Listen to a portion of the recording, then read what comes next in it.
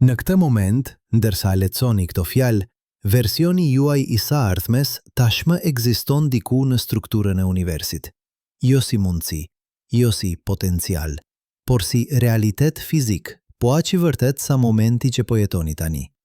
Dhe versioni juaj që vdiq dje, apo do të vdes pas 50 vitesh, ekziston gjithashtu, i përjetshëm, i pandryshueshëm, i ngurtësuar në atë që fizikanët e quajnë bloku i hapësirë kohës.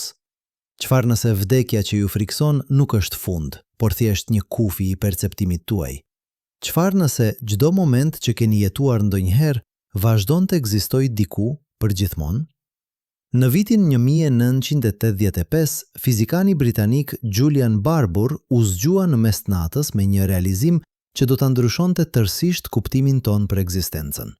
Ai kishte kaluar dekada duke studiuar mekanikën kuantike dhe relativitetin, por atë natë diçka u bashkua në mendjen e tij. Koha, koncepti që ne e konsiderojmë si themelin e realitetit, mund të jetë iluzion më i madh i njerëzimit. Jo vetëm që koha mund të ngadalsohet apo përshpejtohet, siç na mësoi Einsteini, por ajo mund të mos ekzistojë fare si rrjedhje. Çdo moment që mendoni se kaloi, mund të jetë ende aty, po aq real sa ky moment tani. Kjo nuk është filozofi abstrakte. Kjo është pasojë direkte e ekuacioneve më themelore të fizikës moderne. Kur Einsteini publikoi teorinë e përgjithshme të relativitetit në vitin 1916, ai nuk thjesht na tregoi se koha mund të përkulet dhe të shtrembrohet. Ai na tregoi se koha dhe hapësira janë të thurura së bashku në një strukturë katërdimensionale që ekziston si një tërësi. E kaluara, e tashmja dhe e ardhmja nuk janë tre gjëra të ndara. Ato janë seksione të ndryshme të së njëjtës strukturë, si faqet e ndryshme të një libri që ekzistojnë të gjitha njëkohësisht, edhe nëse ju lexoni vetëm një faqe në një kohë. Imagjinoni një film të regjistruar në një rul filmi. Kur e shikoni filmin, ju përjetoni një sekuencë ngjarjesh. Personazhet lëvizin, historia zhvillohet, koha kalon. Por ruli i filmit ekziston si një objekt i plot. Të gjitha skenat janë aty njëkohësisht. Skena e parë nuk pushon se ekzistuari kur shikoni skenën e fundit. Ato janë thjesht pjesë të ndryshme të së njëjtës strukture fizike. Sipas fizikës moderne, universi ynë mund të jetë diçka e ngjashme, një strukturë katërdimensionale ku çdo moment ekziston përgjithmonë. Dhe ajo që ne e quajmë kalimi i kohës është thjesht mënyra se si vetëdia jon lëviz përmes kësaj strukture. Por nëse kjo është e vërtet, atëhere çfarë do të thotë të vdesësh? Në vitin 1955, Einsteini shkroi një letër të jashtëzakonshme për familjen e mikut të tij të vjetër Michael Besso, i cili kishte vdekur disa javë më parë. Në atë letër, Einsteini shkroi diçka që tingëllon pothuajse mistike, por që ishte thjesht përfundim logjik i teorive të tij. Tani, ai ka ikur nga ky bot i çuditshëm pak para meje. Kjo nuk do të thotë asgjë. Njerëzit si ne që besojnë në fizik e dinë se dalimi midis së shkuarës, së tashmes dhe së ardhmes është vetëm një iluzion shumë këmbëngulës. Einsteini nuk po ofronte ngushëllim. Ai po deklaronte një fakt shkencor. Miku i tij vazhdon të ekzistojë në të gjitha momentet e jetës së tij, përgjithmonë. Kjo ide quhet eternalizëm ose teoria e universit blok. Dhe ajo nuk është spekulim filozofik. Ajo rrjedh drejt për drejt nga ekuacionet e relativitetit. Nëse hapësira dhe koha janë të thurura në një strukturë të vetme, dhe nëse nuk ka asnjë tani absolut universal, siç provoi Einsteini, atëherë të gjitha momentet duhet të ekzistojnë me të njëjtën peshë ontologjike. E kaluara nuk pushon se ekzistuari. E ardhmja nuk ka ndodhur ende. Ato janë thjesht drejtime të ndryshme në hapësirë-kohë, po aq reale sa lart dhe poshtë, majtas dhe djatas. Mendoni për këtë në terma konkret. Versioni juaj 5 vjeçar, duke luajtur në obor, ekziston ende në vitin 1991, apo çfarëdo viti që ishte. Jo si kujtim, jo si e shkuar, por si realitet fizik në atë koordinat të hapësirë-kohës. Versioni juaj që po lexon këto fjalë ekziston në vitin 2026 dhe versioni juaj që do të marrë frymën e fundit, le të themi në vitin 2070, ekziston gjithashtu, i përjetshëm në atë moment. Të gjitha këto versione janë po aq reale. Të gjitha ekzistojnë njëkohësisht në strukturën 4-dimensionale të universit. Por këtu vjen pyetja, që e bën këtë më shumë se një lojë intelektuale. Nëse të gjitha momentet ekzistojnë përgjithmonë, atëherë çfarë ndodh me vetdijen tuaj kur arrini në atë moment që e quajmë vdekje? Julian Barbour e çoi këtë ide edhe më tej. Në librin e tij The End of Time, botuar në vitin 1999, ai argumentoi se koha nuk ekziston fare si dimension fundamental i realitetit. Ajo që ne e perceptojmë si kalim i kohës është iluzion i krijuar nga mënyra se si vetdia jon përpunon informacionin. Sipas Barbour, universi nuk është një film që luan, është një koleksion i pafund momentesh statike, secila e plot dhe e pavarur, që ekzistojnë të gjitha njëkohësisht në atë që ai e quan Platonia, pejzazi i të gjitha konfigurimeve të mundshme të universit. Imagjinoni një bibliotekë të pafundme që përmban çdo fotografi të mundshme të universit në çdo konfigurim të mundshëm. Çdo atom në çdo pozicion. Çdo valë drite në çdo fazë. Çdo neuron në trurin tuaj në çdo gjendje të mundshme. Kjo bibliotekë ekziston si një tërësi e përjetshme. Ajo që ne e quajmë jetë është thjesht një sekuencë e veçantë fotografish që përmbajnë versione të ndryshme të jush, secila pak e ndryshme nga e mëparshmja, duke krijuar iluzionin e lëvizjes dhe ndryshimit. Por çdo fotografi, çdo moment ekziston përgjithmonë në atë bibliotekë. Në këtë kuadër, vdekja nuk është zhdukje, është thjesht fundi i një sekuencë të veçantë fotografish. Momentet ku ju ekzistoni, të gjitha ato, vazhdojnë të ekzistojnë përgjithmonë. Ju në moshën 5 vjeç, ju duke lecuar këtë, ju duke marrë frymën tuaj të fundit. Të gjitha këto versione janë të përjetshme, të ngurcuara në strukturën e realitetit. Por a mund të jetë kjo më shumë se një thjesht mëngjes filozofike? A ka mënyra që kjo të ndikojë në përvojën aktuale të vdekjes? Në vitin 1988, fizikani Max Tegmark nga Universiteti i Pennsylvanis propozoi një ide që tinglon si shkencë fantastike, por që rrjeve logjikisht nga mekanika kuantike. Shpëtimi kuantik, ose pavdekshmëria kuantike. Ideja është kjo. Në çdo moment ku mund të vdisni, ekzistojnë dega të shumta të funksionit të valës kuantike. Në disa dega ju vdisni, por në të tjera ju mbijetoni, ndoshta në mënyrë të çuditshme, ndoshta kundër të gjitha probabiliteteve. Sipas interpretimit të shumë botëve të mekanikës kuantike, të gjitha këto dega janë po aq reale. Dhe nga perspektiva subjektive e vetdijes suaj, ju gjithmonë do të gjendeni në degën ku vazhdoni të ekzistoni. Kjo nuk do të thotë se ju jeni i pavdekshëm në sensin konvencional. Njerëzit përreth jush do t'ju shohin të vdisni. Trupi juaj do të pushojë së funksionuari në shumicën e degëve kuantike. Por nga perspektiva e brendshme e vetdijes suaj, e vetmja perspektivë që ju mund të përjetoni, ju gjithmonë do të gjendeni në degën ku vazhdoni të jeni të vetdijshëm. Ju nuk mund të përjetoni jo ekzistencën tuaj, sepse për ta përjetuar atë, do të duhej të ekzistonit. Mendoni për këtë si një version ekstrem i parimit antropik. Ju mund të vëzgoni vetëm ato universe ku ju ekzistoni për të vëzguar. Prandaj, nga perspektiva juaj subjektive, ju gjithmonë do të gjendeni në një univers ku ju ende jeni të gjallë, pavarësisht se sa të çuditshme ose të paprobabla mund të jenë rrethanat.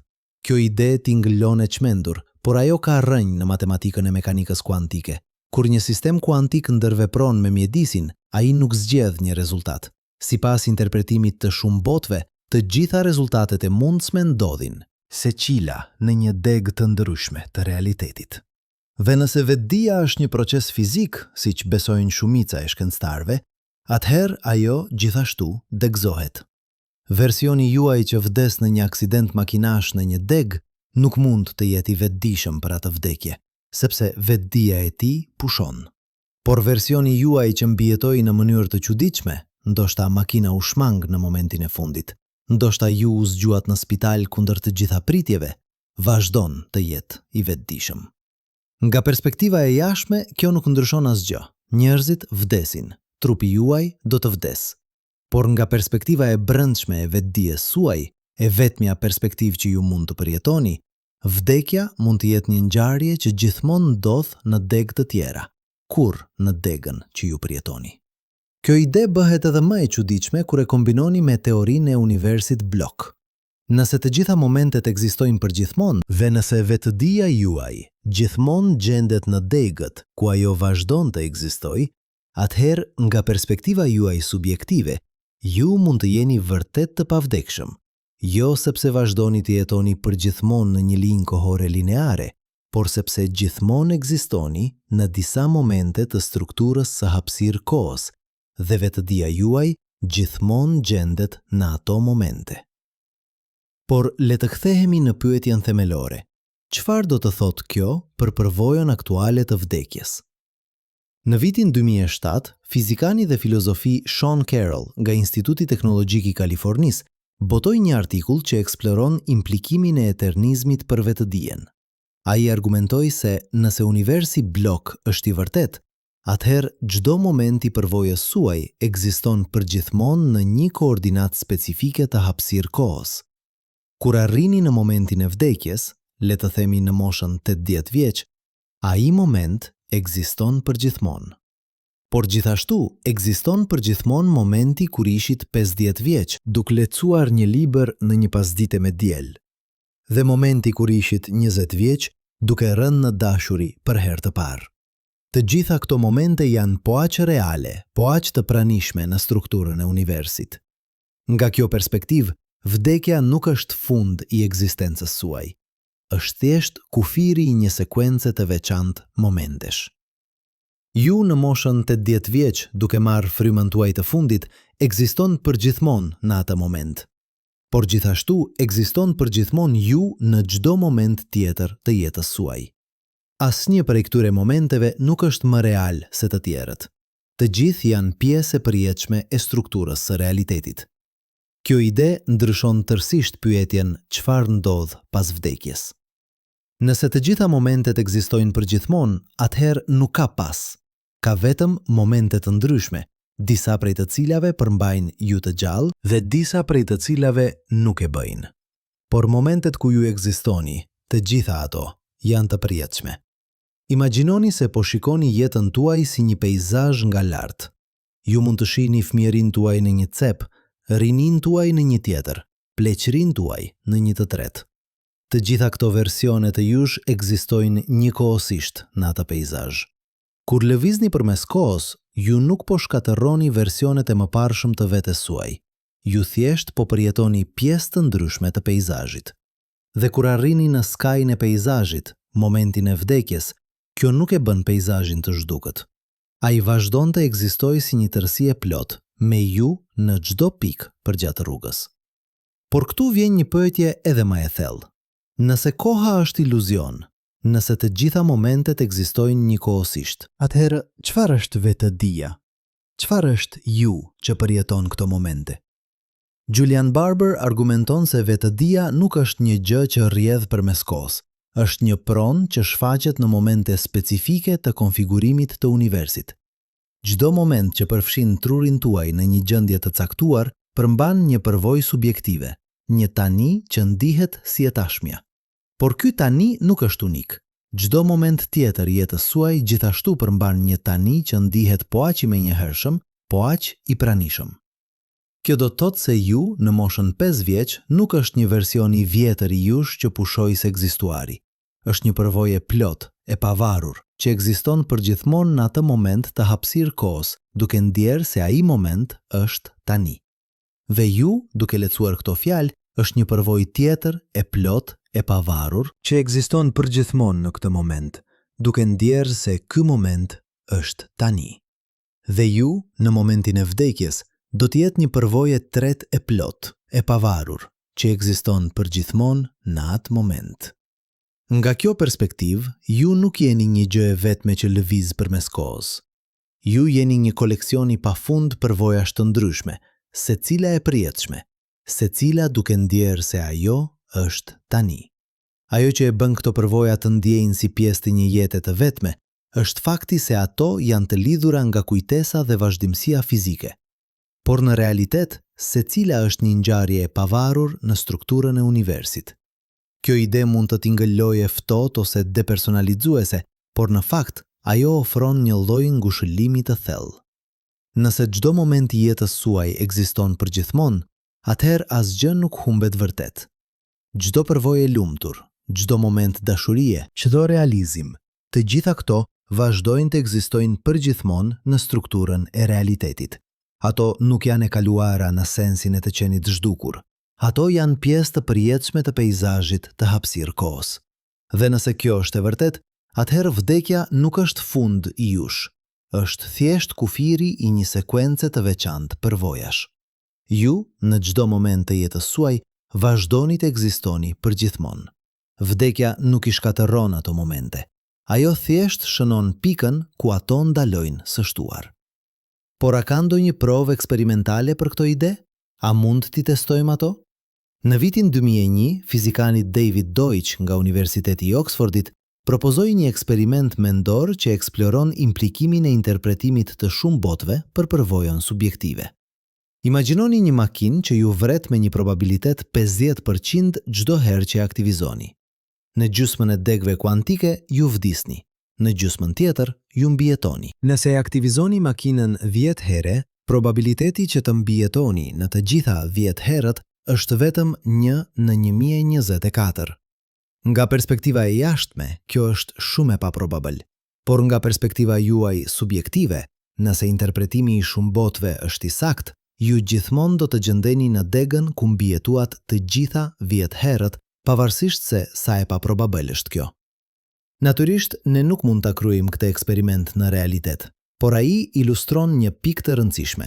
Nëse mekanika kuantike përshkruan realitetin në nivelin më themelor dhe nëse interpretimi i shumë botëve është i saktë, atëherë përvoja subjektive e vdekjes mund të jetë shumë e ndryshme nga ajo që presim.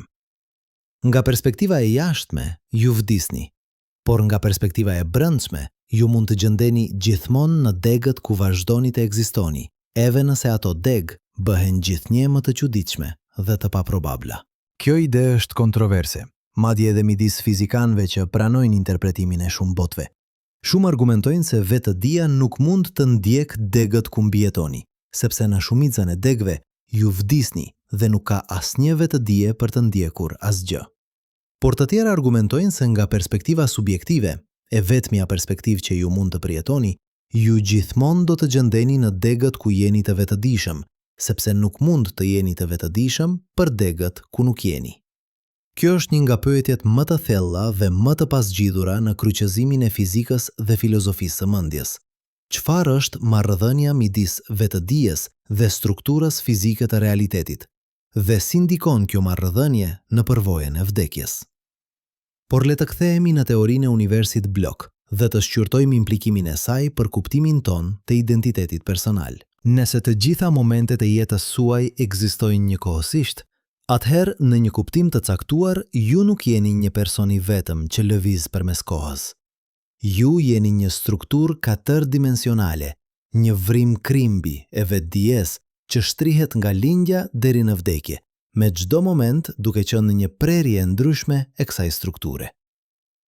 Filozofi Derek Parfit, në librin e tij Reasons and Persons, botuar në vitin 1984, argumentoi se identiteti personal nuk është aq i rëndësishëm sa mendojmë. Ajo që ka rëndësi nuk është se ju vazhdoni të ekzistoni, por se ekzistojnë përvoja të lidhura me ju përmes kujtesës dhe vazhdimësisë psikologjike. Nga kjo perspektivë, vdekja nuk është tragjike sepse ju pushoni se ekzistuari. Është tragjike sepse ndalon krijimin e përvojave të reja të lidhura me ato që kanë ardhur më parë. Por nëse universi blok është i vërtet, atëherë edhe kjo tragjedi zvoglohet. Përvojat që keni pasur tashmë vazhdojnë të ekzistojnë përgjithmonë. Ato nuk janë e kaluara në sensin e të qenit zhdukur. Ato janë pjesë të përjetshme të strukturës së realitetit. Vdekja ndalon krijimin e përvojave të reja, por nuk shkatërron ato që tashmë ekzistojnë. Kjo perspektivë ofron një mënyrë krejtësisht të re për të menduar për vdekjen. Në vend që ta shohim si fund të ekzistencës, mund ta shohim si kufirin e një strukture të përjetshme. Ju, në çdo moment të jetës suaj, ekzistoni përgjithmonë në atë moment. Vdekja nuk i shkatërron ato momente. Ajo thjesht përcakton formën e strukturës 4-dimensionale që është jeta juaj. Imagjinoni një skulpturë. Skulptura ka kufi, ajo fillon në një pikë dhe mbaron në një tjetër. Por këto kufi nuk e bëjnë skulpturën më pak reale. Ato thjesht përcaktojnë formën e saj. Në të njëjtën mënyrë, lindja dhe vdekja janë kufijtë e strukturës 4-dimensionale që është jeta juaj. Por brenda atyre kufive, çdo moment ekziston përgjithmonë, po aq real sa çdo moment tjetër. Kjo ide ndryshon tërësisht pyetjen pse duhet të vdesim. Në vend që ta shohim vdekjen si një defekt të universit, mund ta shohim si një tipar i domosdoshëm i strukturës së hapësirë-kohës.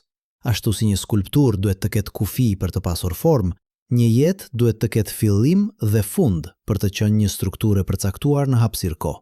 Por kjo nuk e bën vdekjen më pak të dhimbshme për ata që mbeten. Kur dikush që duam vdes, ne nuk e humbasim vetëm të ardhmen me ta. Ne humbasim mundësinë për të krijuar përvoja të reja, të lidhura me ato që kemi pasur. Dhe kjo është një humbje reale, edhe nëse momentet që kemi ndarë me ta vazhdojnë të ekzistojnë përgjithmonë në strukturën e hapësirë-kohës. Por ndoshta ka një ngushëllim në të ditur, se ato momente nuk janë e kaluara në sensin e të qenit zhdukur. Ato vazhdojnë të ekzistojnë, të përjetshme dhe të pandryshueshme në strukturën e realitetit. Personi që duam vazhdon të ekzistojë në çdo moment të jetës së tij, përgjithmonë. Vdekja nuk i shkatërron ato momente. Ajo thjesht shënon kufirin e tyre. Dhe nëse kjo është e vërtet, atëherë në një kuptim të thellë, askush nuk vdes vërtet. Ne thjesht arrim në kufirin e strukturës son 4-dimensionale. Por çdo moment që kemi jetuar vazhdon të ekzistojë përgjithmonë, po aq real sa momenti që po jetojmë tani. Kjo është një ide që kërkon një ndryshim të thellë në mënyrën se si mendojmë për kohën, ekzistencën dhe vdekjen. Dhe në pjesët e ardhshme do të eksplorojmë implikimin e kësaj ide për pyetjet më të mëdha të ekzistencës njerëzore. Çfarë do të thotë të jetosh mirë nëse të gjitha momentet ekzistojnë përgjithmonë? Si duhet të ndikojë kjo në zgjedhjet që bëjmë? Dhe çfarë do të thotë kjo për kuptimin dhe qëllimin e jetës? Por çfarë nëse ky peizazh i përjetshëm i momenteve nuk është statik? Çfarë nëse çdo vendim që merrni, çdo zgjedhje që bëni krijon jo vetëm një të ardhme, por një univers të plotë? Në vitin 1057, fizikani Hugh Everett III propozoi një ide që tingëllonte si fantashkencë e çmendur. Çdo herë që një sistem kuantik përballet me shumë mundësi, universi ndahet në dega të shumta, ku secila mundësi realizohet. Kjo nuk ishte metaforë, ishte matematikë e pastër që rrjedh nga ekuacionet e mekanikës kuantike. Dhe nëse kjo është e vërtet, atëherë ju nuk jeni thjesht një strukturë 4-dimensionale në hapësirë-kohë. Ju jeni një pemë e pafundme degësh, ku çdo version i mundshëm i jush ekziston në një realitet paralel. Imagjinoni këtë moment tani. Ndërsa lexoni këto fjalë, ekzistojnë versione të tjera të jush që morën vendime të ndryshme 5 minuta më parë.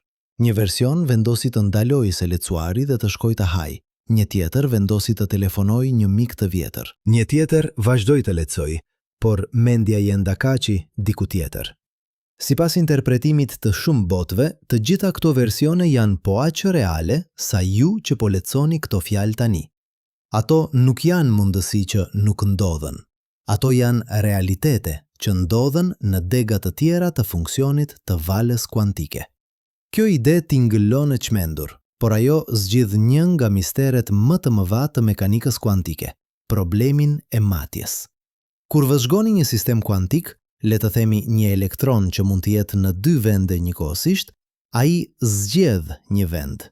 Por çfarë bën atë të zgjedh? Interpretimi tradicional i Kopenhagës thotë se akti i vëzhgjimit kolapson funksionin e valës. Por kjo krijon një problem. Çfarë është aq e veçantë për vëzhgjimin? Pse universi duhet të sillet ndryshe kur ne shikojmë? Everett propozoi një zgjidhje elegante. Funksioni i valës nuk kolapson kurrë. Në vend të kësaj, kur vëzhgoni elektronin, ju vetë bëni pjesë e funksionit të valës. Universi ndahet në 2 dega. Në njërin ju shihni elektronin në vendin A dhe në tjetrën ju e shihni atë në vendin B. Të dyja degët janë po aq reale, të dyja vazhdojnë të ekzistojnë. Ju thjesht përjetoni vetëm njërën prej tyre, sepse vetëdia juaj gjithashtu është ndarë. Kjo do të thotë se çdo herë që ndodh një ngjarje kuantike, dhe ato ndodhin triliona herë në sekond në trurin tuaj, universi ndahet në dega të shumta. Numri i botëve paralele rritet me shpejtësi eksponenciale. Në çdo moment ekzistojnë versione të panumërta të jush, secili duke përjetuar një realitet pak të ndryshëm. Por këtu vjen pjesa që e bën këtë relevante për vdekjen. Nëse universi ndahet në çdo ngjarje kuantike, atëherë në çdo moment ku mund të vdisni, ekzistojnë dega ku ju mbijetoni. Ndoshta zemra juaj ndalon në 199 dega, por vazhdon të rra në një deg. Ndoshta aksidenti i makinës ju vret në 999 dega, por ju shpëtoni në mënyrë të çuditshme në një deg. Nga perspektiva e jashtme, këto janë ngjarje shumë të paprobabla. Por nga perspektiva juaj subjektive, e vetmja perspektivë që ju mund të përjetoni, ju gjithmonë do të gjendeni në degën ku jeni ende të gjallë. Kjo është ideja e pavdekshmërisë kuantike që Max Tegmark e formalizoi në vitin 1988, dhe ajo krijon një paradoks të çuditshëm. Nga perspektiva juaj subjektive, ju mund të mos përjetoni kurrë vdekjen tuaj. Jo sepse jeni i pavdekshëm në sensin konvencional, trupi juaj do të vdes në shumicën e degëve, por sepse vetëdia juaj gjithmonë gjendet në degët ku ajo vazhdon të ekzistojë. Mendoni për implikimin e kësaj. Nëse kjo është e vërtet, atëherë, nga perspektiva juaj, jeta juaj mund të vazhdojë përgjithmonë, jo në një linjë kohore lineare, por në një rrjet gjithnjë më të ngushtë degësh ku ju ende ekzistoni. Ndoshta në moshën 90 vjeç, ju gjendeni në një degë shumë të paprobabël ku trupi juaj ende funksionon. Në moshën 100 vjeç, degët bëhen edhe më të paprobabla. Por ato ende ekzistojnë, dhe vetëdia juaj, nga perspektiva e saj subjektive, gjithmonë gjendet në to. Kjo tingëllon si një lloj parajse, por në realitet ajo mund të jetë një ferr. Imagjinoni të jeni 120 vjeç, trupi juaj pothuajse i prishur, duke ekzistuar me një degë shumë të paprobabël ku ju ende jeni të vetëdijshëm. Apo imagjinoni të mbijetoni një aksident që duhet t'ju kishte vrarë, por tani jeni në gjendje vegetative, të vetëdijshëm, por të paaft për t'u lëvizur apo komunikuar. Nga perspektiva e jashtme, këto janë ngjarje të rralla. Por nga perspektiva juaj subjektive, ato mund të jenë të pashmangshme, sepse ju gjithmonë gjendeni në degët ku jeni ende të vetëdijshëm. Kjo është arsyeja pse shumë fizikanë janë skeptik ndaj pavdekshmërisë kuantike. Ajo mund të ndjek logjikisht nga interpretimi i shumë botëve, por implikimi i saj duket absurd. Dhe ka një problem më themelor. Çfarë do të thotë perspektiva subjektive në një univers që ndahet vazhdimisht? Nëse vetëdia juaj ndahet në çdo ngjarje kuantike, atëherë cili version është ju? A ka një ju qendror që ndjek një degë të veçantë? Apo ka thjesht versione të panumërta të jush, secili duke menduar se ai është ju origjinal? Këto pyetje që shkenca ende nuk mund t'i përgjigjet, por ato na çojnë në një realizim të rëndësishëm. Edhe nëse pavdekshmëria kuantike është e vërtet në një kuptim teknik, ajo nuk e bën vdekjen më pak reale për versionet e jush që vdesin. Dhe nga perspektiva e atyre që ju duan, ju vdisni. Trupi juaj pushon së funksionuari. Ata nuk mund të ndërveprojnë më me ju. Fakti se mund të ekzistoni në dega të tjera kuantike nuk i ngushëllon ata. Por le të kthehemi në teorinë e universit blok dhe të shqyrtojmë një aspekt tjetër të saj, marrëdhënien midis kohës dhe shkaksisë.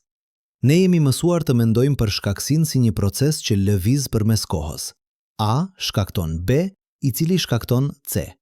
Por nëse të gjitha momentet ekzistojnë njëkohësisht, atëherë shkaksia nuk mund të jetë një proces që ndodh. Ajo duhet të jetë një marrëdhënie që ekziston midis momenteve të ndryshme të hapësirë kohës. Imagjinoni një zinxhir dominos që tashmë ka rënë. Çdo domino është në gjendje të rrëzuar. Nëse i shikoni ato nga lart, mund të shihni marrëdhënien shkaksore. Kjo domino rra sepse ajo para saj rra. Por të gjitha dominot janë tashmë në gjendjen e tyre përfundimtare. Nuk ka asnjë proces i rënies që po ndodh. Ka vetëm një strukturë statike që përmban marrëdhënie shkaksore. Sipas teorisë së universit blok, universi ynë është i ngjashëm. Të gjitha momentet ekzistojnë njëkohësisht, secili në një marrëdhënie shkaksore me momentet e tjera. Ajo që ne e perceptojmë si kalim i kohës është thjesht mënyra se si vetëdia jonë përjeton këtë strukturë statike. Ne lëvizim përmes saj duke përjetuar një moment pas tjetrit, duke krijuar ilusionin se koha rrjedh. Por në realitet, e gjithë struktura ekziston njëkohësisht, e plot dhe e pandryshueshme. Kjo ide ka implikime të thella për konceptin e vullnetit të lirë. Nëse e ardhmja tashmë ekziston në strukturën e hapësirë kohës, atëhere a kemi vërtet zgjedhje? A mund të ndryshojmë atë që do të ndodhë? Apo jemi thjesht duke përjetuar një skenar të paracaktuar? Filozofi dhe fizikani Tim Modlin ka argumentuar se universi blok nuk eliminon domosdoshmërisht vullnetin e lirë. Edhe nëse ardhmja ekziston tashmë, ajo ekziston pikërisht sepse ju do të bëni zgjedhjet që do të bëni. Zgjedhjet tuaja janë pjesë e strukturës shkaksore që përcakton se cilat momente ekzistojnë. Në këtë kuptim, ju ende keni vullnet të lirë. Jo në sensin se mund të ndryshoni një të ardhme që tashmë ekziston, por në sensin se zgjedhjet tuaja janë pjesë e asaj që e bën atë të ardhme të ekzistojë. Kjo është një ide e vështirë për të kuptuar, sepse ajo kërkon që të mendojmë për shkaksin në një mënyrë jo lineare. Ne jemi mësuar të mendojmë, unë bëj një zgjedhje dhe kjo shkakton një të ardhme të caktuar. Por në universin blok, marrëdhënia është më shumë si zgjedhja ime dhe ardhmja që ajo shkakton janë të dyja pjesë të së njëjtës strukture të përjetshme. Zgjedhja nuk krijon të ardhmen, në sensin e të sjellë diçka në ekzistencë që nuk ekzistonte më parë. Ajo është thjesht një pjesë e strukturës që gjithmonë ka ekzistuar. Por nëse kjo është e vërtetë, atëherë çfarë do thotë të pendohesh për një zgjedhje? Nëse e kaluara ekziston përgjithmonë, e pandryshueshme, atëherë pendimi duket i kotë. Ju nuk mund ta ndryshoni atë që keni bërë, sepse ajo që keni bërë është një pjesë e përjetshme e strukturës së realitetit.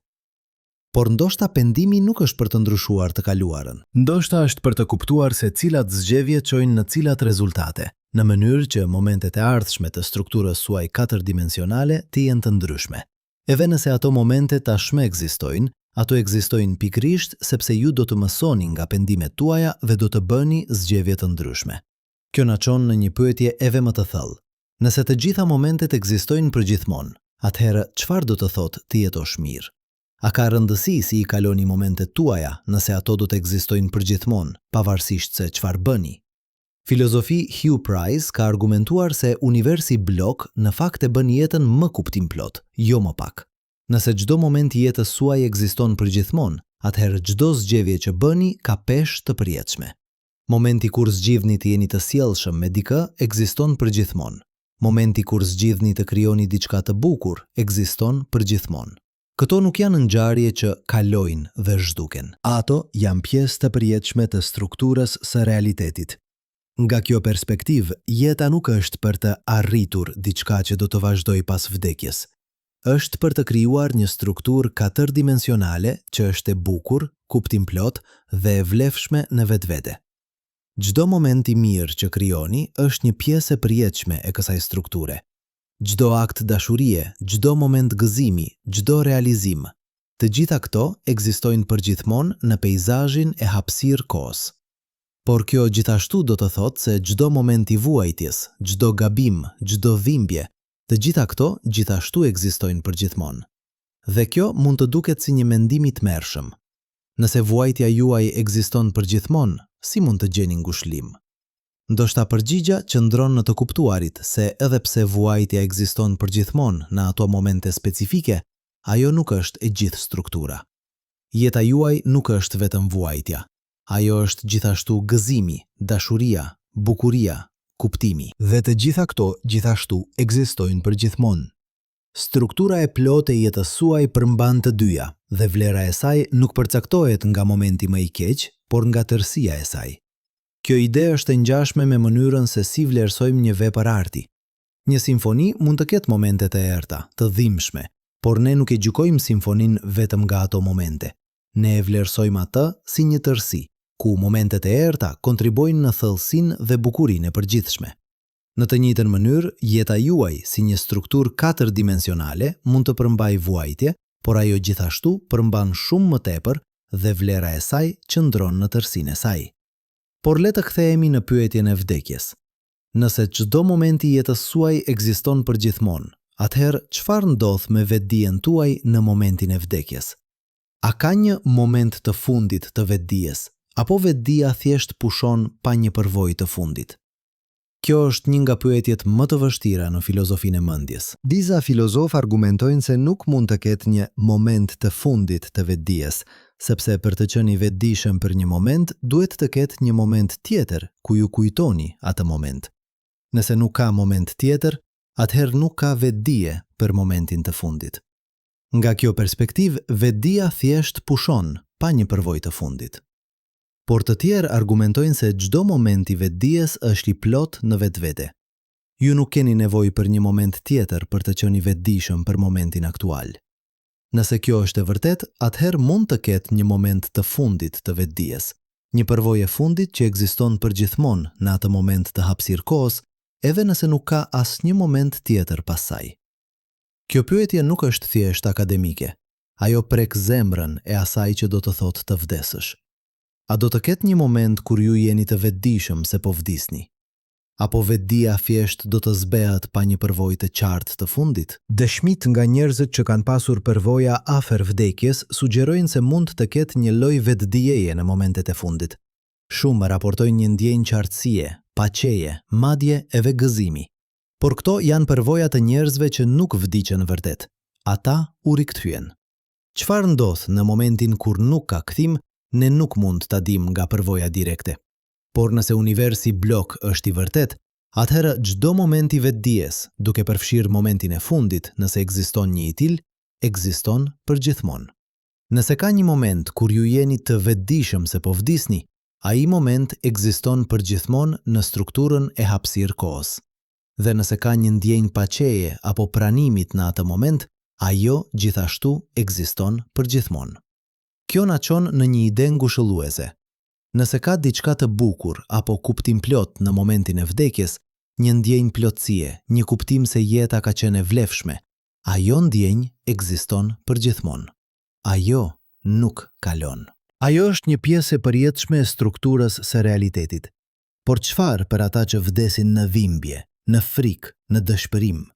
Nëse ato momente gjithashtu ekzistojnë përgjithmonë, si mund të jetë kjo ngushëlluese?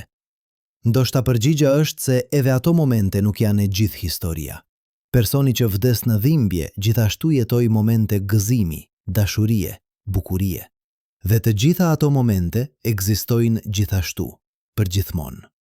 Momenti i vdekjes është vetëm një moment në një strukturë shumë më të madhe. Dhe ndërsa ai moment mund të jetë i dhimbshëm, ai nuk e përcakton vlerën e të gjithë strukturës. Kjo ide kërkon një ndryshim në mënyrën se si mendojmë për vlerën e jetës. Ne jemi mësuar të mendojmë se jeta është e vlefshme nëse ka një fund të lumtur, nëse përfundon mirë. Por nëse universi blok është i vërtet, atëherë vlera e jetës nuk qëndron në momentin e saj të fundit, por në tërësinë e strukturës së saj. Një jetë mund të ketë vlerë të madhe, edhe nëse përfundon në dhimbje, nëse struktura e saj e përgjithshme përmban bukuri, dashuri dhe kuptim. Kjo është një ide që gjendet në shumë tradita filozofike dhe fetare. Stoikët e lashtë mësonin se vlera e jetës nuk qëndron në sa gjatë jetoni apo si vdisni, por në si jetoni, në virtytet që kultivoni, në marrëdhëniet që krijoni, në kontributin që jepni. Nëse këto gjëra ekzistojnë përgjithmonë në strukturën e hapësirë-kohës, atëherë ato kanë vlerë të përjetshme, pavarësisht se si përfundon jeta. Por le të shqyrtojmë një aspekt tjetër të teorisë së universit blok, marrëdhënien midis momenteve individuale dhe strukturës së përgjithshme. Nëse çdo moment ekziston në mënyrë të pavarur, atëherë çfarë i bën ato pjesë të një jete të vetme? Çfarë i lidh momentin tuaj 5 vjeçar me momentin tuaj 50 vjeçar? Përgjigja standarde është vazhdimësia fizike dhe psikologjike. Trupi juaj 50 vjeçar është shkaktuar nga trupi juaj 5 vjeçar përmes një zinxhir të pandërprer procesesh fizike. Dhe mendja juaj 50 vjeçare përmban kujtesa të përvojave të mendjes suaj 5 vjeçare. Këto lidhje shkaksore dhe psikologjike janë ato që e bëjnë të gjithë strukturën të ndihet si një jetë e vetme. Por Julian Barbour argumenton se edhe këto lidhje janë iluzion në një kuptim të caktuar. Çdo moment, sipas tij, është i plot dhe i pavarur. Ajo që e bën një moment të ndihet si pjesë e një sekuence është fakti se ai përmban kujtesa, gjurmë fizike të momenteve të tjera. Por këto gjurmë janë thjesht pjesë e konfigurimit të atij momenti. Ato nuk janë lidhje reale me momente të tjera, sepse në teorinë e Barbour, momentet nuk janë të lidhura. Ato thjesht ekzistojnë, secili në mënyrë të pavarur. Kjo ide tingëllon e çuditshme, por ajo ka një lloj bukurie. Nëse çdo moment është i plot në vetvete, atëherë çdo moment i jetës suaj ka vlerë të pavarur. Ju në moshën 5 vjeç nuk është thjesht një hap drejt jush. Në moshën 5 vjet është një përvojë plot, e vlefshme në vetvete, që ekziston përgjithmonë në atë moment të platonisë, peizazhit të të gjitha konfigurimeve të mundshme. Nga kjo perspektivë, jeta nuk është një udhëtim nga një pikë fillimi në një pikë mbarimi. Është një koleksion momentesh, secila e vlefshme në vetvete, secila duke ekzistuar përgjithmonë në peizazhin e realitetit. Vdekja nuk është fundi i udhëtimit, është thjesht kufiri i koleksionit, dhe çdo moment brenda atij koleksioni vazhdon të ekzistojë, i plot dhe i vlefshëm përgjithmonë. Por kjo ide krijon një problem. Nëse momentet janë vërtet të pavarura, atëherë çfarë bën një sekuencë momentesh të ndihet si një jetë e vetme? Pse ndjejmë se jemi e njëjta person që ishim dje apo 10 vjet më parë?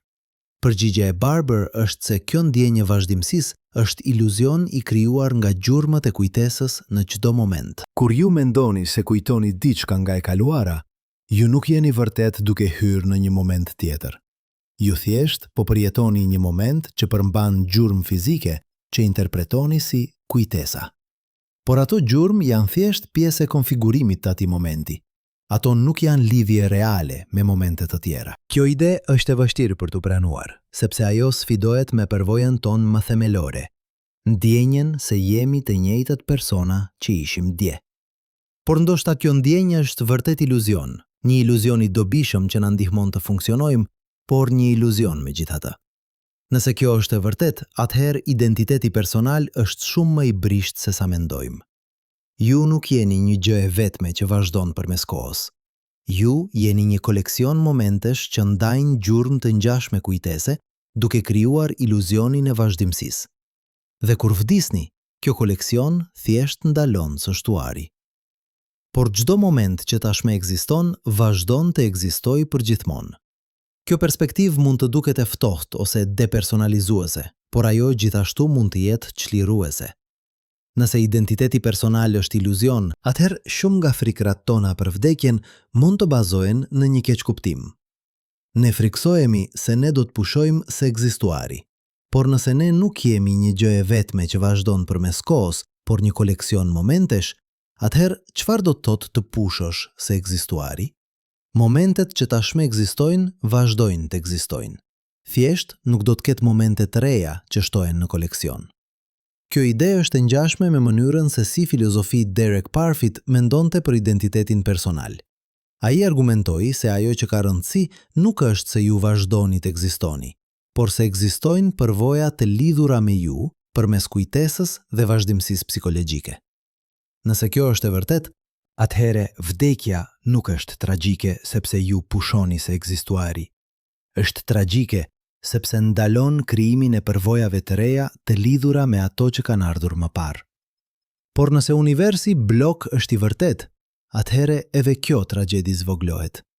Përvojat që tashmë ekzistojnë, vazhdojnë të ekzistojnë përgjithmonë. Vdekja ndalon krijimin e përvojave të reja, por nuk shkatërron ato që tashmë janë pjesë e strukturës së realitetit. Le të shqyrtojmë tani një aspekt tjetër të kësaj teme, marrëdhënien midis kohës subjektive dhe kohës objektive. Ne përjetojmë kohën si një rrjedhje e vazhdueshme, një moment pas tjetrit në një sekuencë lineare. Por fizika na tregon se kjo përvojë subjektive nuk korespondon me strukturën objektive të realitetit. Në relativitetin e përgjithshëm nuk ka një tani universal. Ngjarjet që janë simultane për një vëzhgues mund të mos jenë simultane për një tjetër.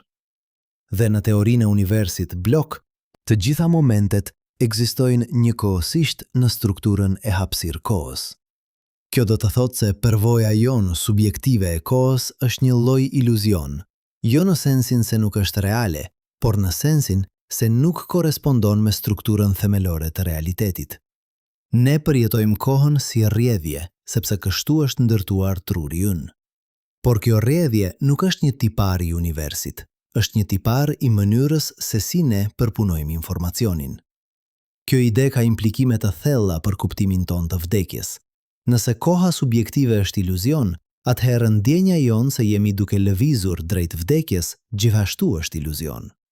Ne nuk jemi duke lëvizur askund. Ne thjesht ekzistojmë në momente të ndryshme të strukturës së hapësirë-kohës dhe çdo moment ndihet si tani kur e përjetojmë. Nga kjo perspektivë, vdekja nuk është një ngjarje që do të ndodhë në të ardhmen. Ajo tashmë ekziston në një moment të caktuar të strukturës së hapësirë-kohës. Dhe ju, në atë moment, ju duke vdekur, ekzistoni përgjithmonë në atë moment, po aq real sa ju që po lexoni këto fjalë tani. Dalimi është vetëm se ju tani nuk jeni ende në atë moment të strukturës, por ai moment ekziston dhe versioni juaj në atë moment është po aq real sa versioni juaj tani. Kjo ide mund të duket e frikshme, ideja se vdekja juaj tashmë ekziston, e ngurtësuar në strukturën e realitetit, por ajo gjithashtu mund të jetë ngushëlluese. Nëse vdekja tashmë ekziston, atëherë ajo nuk është diçka e panjohur që duhet të friksoheni. Ajo është thjesht një pjesë e strukturës së realitetit, po aq e përcaktuar sa çdo pjesë tjetër. Dhe nëse çdo moment i jetës suaj ekziston përgjithmonë, atëherë ju në çdo moment, duke përfshirë momentet e lumtura, të dashurisë, të bukurisë, gjithashtu ekzistoni përgjithmonë. Por le të shqyrtojmë një pyetje praktike. Si duhet të ndikojë kjo perspektivë në mënyrën se si jetojmë? Nëse të gjitha momentet ekzistojnë përgjithmonë, a ka rëndësi çfarë bëjmë? Përgjigjja është po, ka rëndësi. Ndoshta edhe më shumë se nëse koha do të ishte një rrjedhje që kalon. Nëse çdo moment ekziston përgjithmonë, atëherë çdo zgjedhje që bëni ka peshë të përjetshme.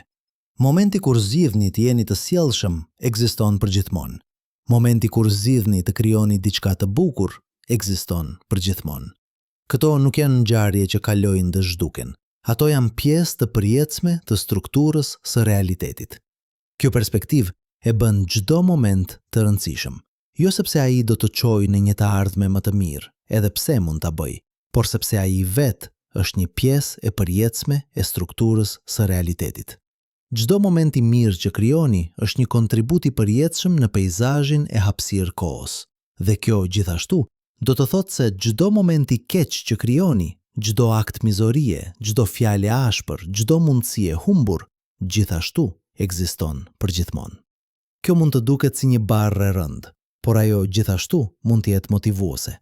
Nëse çdo moment ka peshë të përjetshme, atëherë çdo moment është një mundësi për të kontribuar diçka të vlefshme në strukturën e realitetit. Kjo na çon në një ide të fundit për këtë pjesë.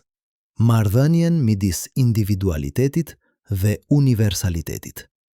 Nëse të gjitha momentet ekzistojnë në strukturën e njëjtë të hapësirë-kohës, atëherë në një kuptim të caktuar, të gjithë jemi të lidhur.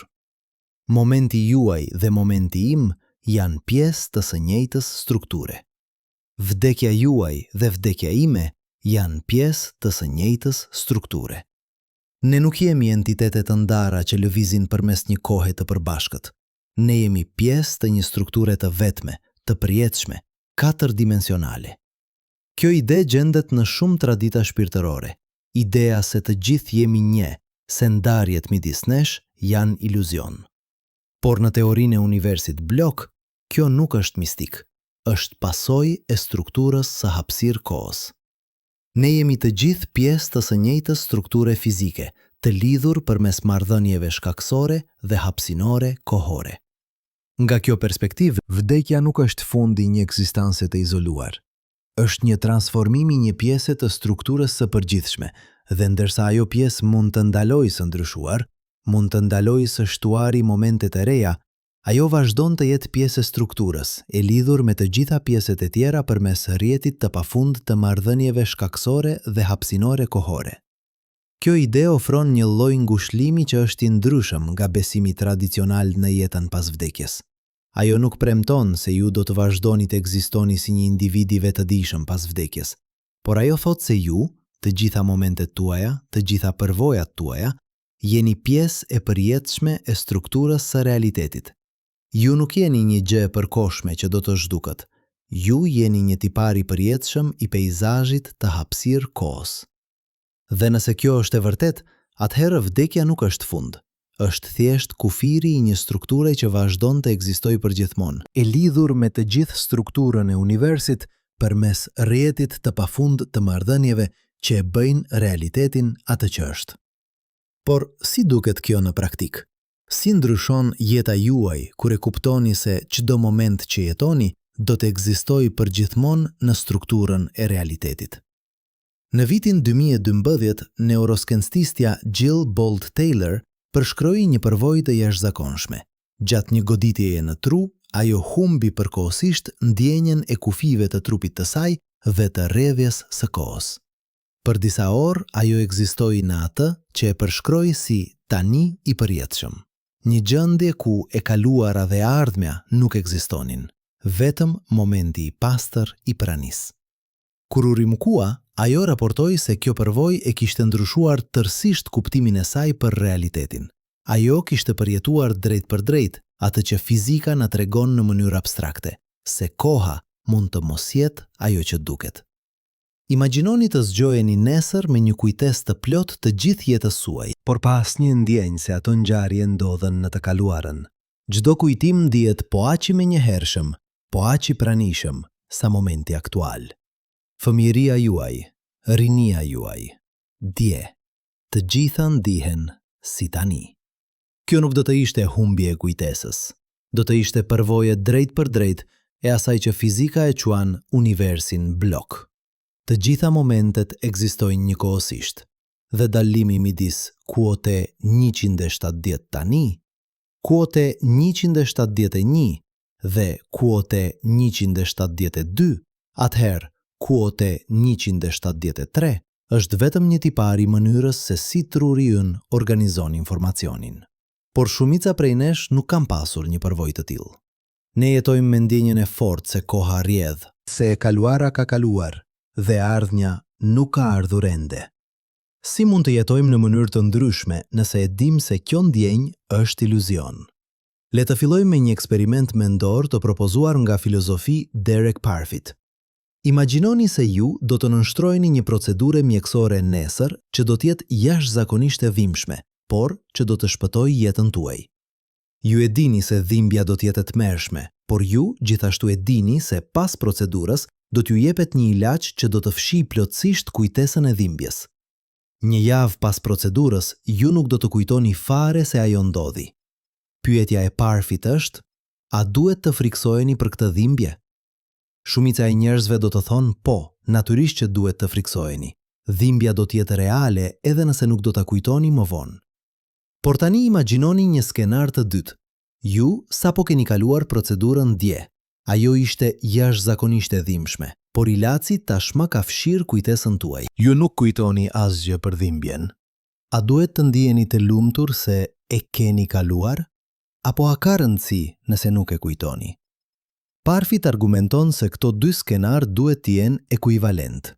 Nëse dhimbja që nuk do ta kujtoni në të ardhmen duhet t'ju shqetësoj, atëherë dhimbja që nuk e kujtoni nga e kaluara gjithashtu duhet t'ju shqetësoj. Por shumica e njerëzve nuk ndihen kështu. Ne friksohemi për dhimbjen e ardhshme, por nuk shqetësohemi për dhimbjen e kaluar që nuk e kujtojmë. Pse? Përgjigjja standarde është se ne kemi një paragjykim të fortë drejt së ardhmes. Ne i japim peshë më të madhe ngjarjeve që do të ndodhin sesa ngjarjeve që kanë ndodhur. Por nëse universi blok është i vërtet, ky paragjykim nuk ka bazë në realitet. Dhimbja e ardhshme dhe dhimbja e kaluar janë të dyja pjesë të përjetshme të strukturës së hapësirë kohës. Asnjëra nuk është më reale se tjetra. Dalimi është vetëm në marrëdhënien e tyre me momentin aktual të vetdijes son. Kjo ide ka implikime praktike të thella. Nëse ardhmja nuk është më reale se e kaluara, nëse të dyja janë thjesht pjesë të ndryshme të së njëjtës strukture të përjetshme, atëherë ndoshta duhet të ndryshojmë mënyrën se si vlerësojmë ngjarjet. Ndoshta duhet të shqetësohemi më pak për të ardhmen dhe të vlerësojmë më shumë të tashmen, duke kuptuar se ky momenti që po jetojmë tani, është po aq real dhe i rëndësishëm sa çdo moment i ardhshëm. Por kjo nuk do të thotë se duhet të injorojmë të ardhmen. Momentet e ardhshme të strukturës son 4-dimensionale janë po aq reale sa momenti aktual, dhe zgjedhjet që bëjmë tani ndikojnë në atë se cilat momente do të jenë pjesë e strukturës son. Nëse zgjedh të ushqehesh mirë sot, momentet e ardhshme të strukturës tënde do të përfshin një trup më të shëndetshëm. Nëse zgjedh të kultivosh marrëdhënie të thella sot, momentet e ardhshme do të përfshin një lidhje më të pasura me të tjerët. Nga kjo perspektiv, jeta nuk është për të arritur një të ardhme të caktuar. Është për të krijuar një strukturë 4-dimensionale që është e bukur, kuptimplot dhe e vlefshme në tërësinë e saj. Çdo moment që jetoni është një kontribut në këtë strukturë, dhe sepse struktura ekziston përgjithmonë, çdo kontribut ka peshë të përjetshme. Le të shqyrtojmë tani një aspekt tjetër, marrëdhënien midis vetëdijes dhe kohës në kontekstin e vdekjes. Në vitin 2015, një studim i publikuar në revistën Consciousness and Cognition ekzaminoi përvojat e njerëzve që kishin mbijetuar ndalimet kardiale. Shumë prej tyre raportuan një përvojë të çuditshme. Gjatë minutave kur zemra e tyre kishte ndaluar, ata kishin përjetuar atë që u dukej si orë ose madje ditë të vetëdijes. Koha subjektive e tyre ishte zgjeruar në mënyrë dramatike, edhe pse koha objektive kishte qenë vetëm disa minuta. Kjo ngre një pyetje fascinuese. Çfarë ndodh me kohën subjektive në momentin e vdekjes? Nëse truri mund të përjetojë orë të vetëdijes në disa minuta të kohës objektive, çfarë mund të përjetojë në momentet e fundit para se të pushojë plotësisht së funksionuari? Disa shkencëtarë kanë spekuluar se momenti i vdekjes mund të përfshijë një zgjerim ekstrem të kohës subjektive.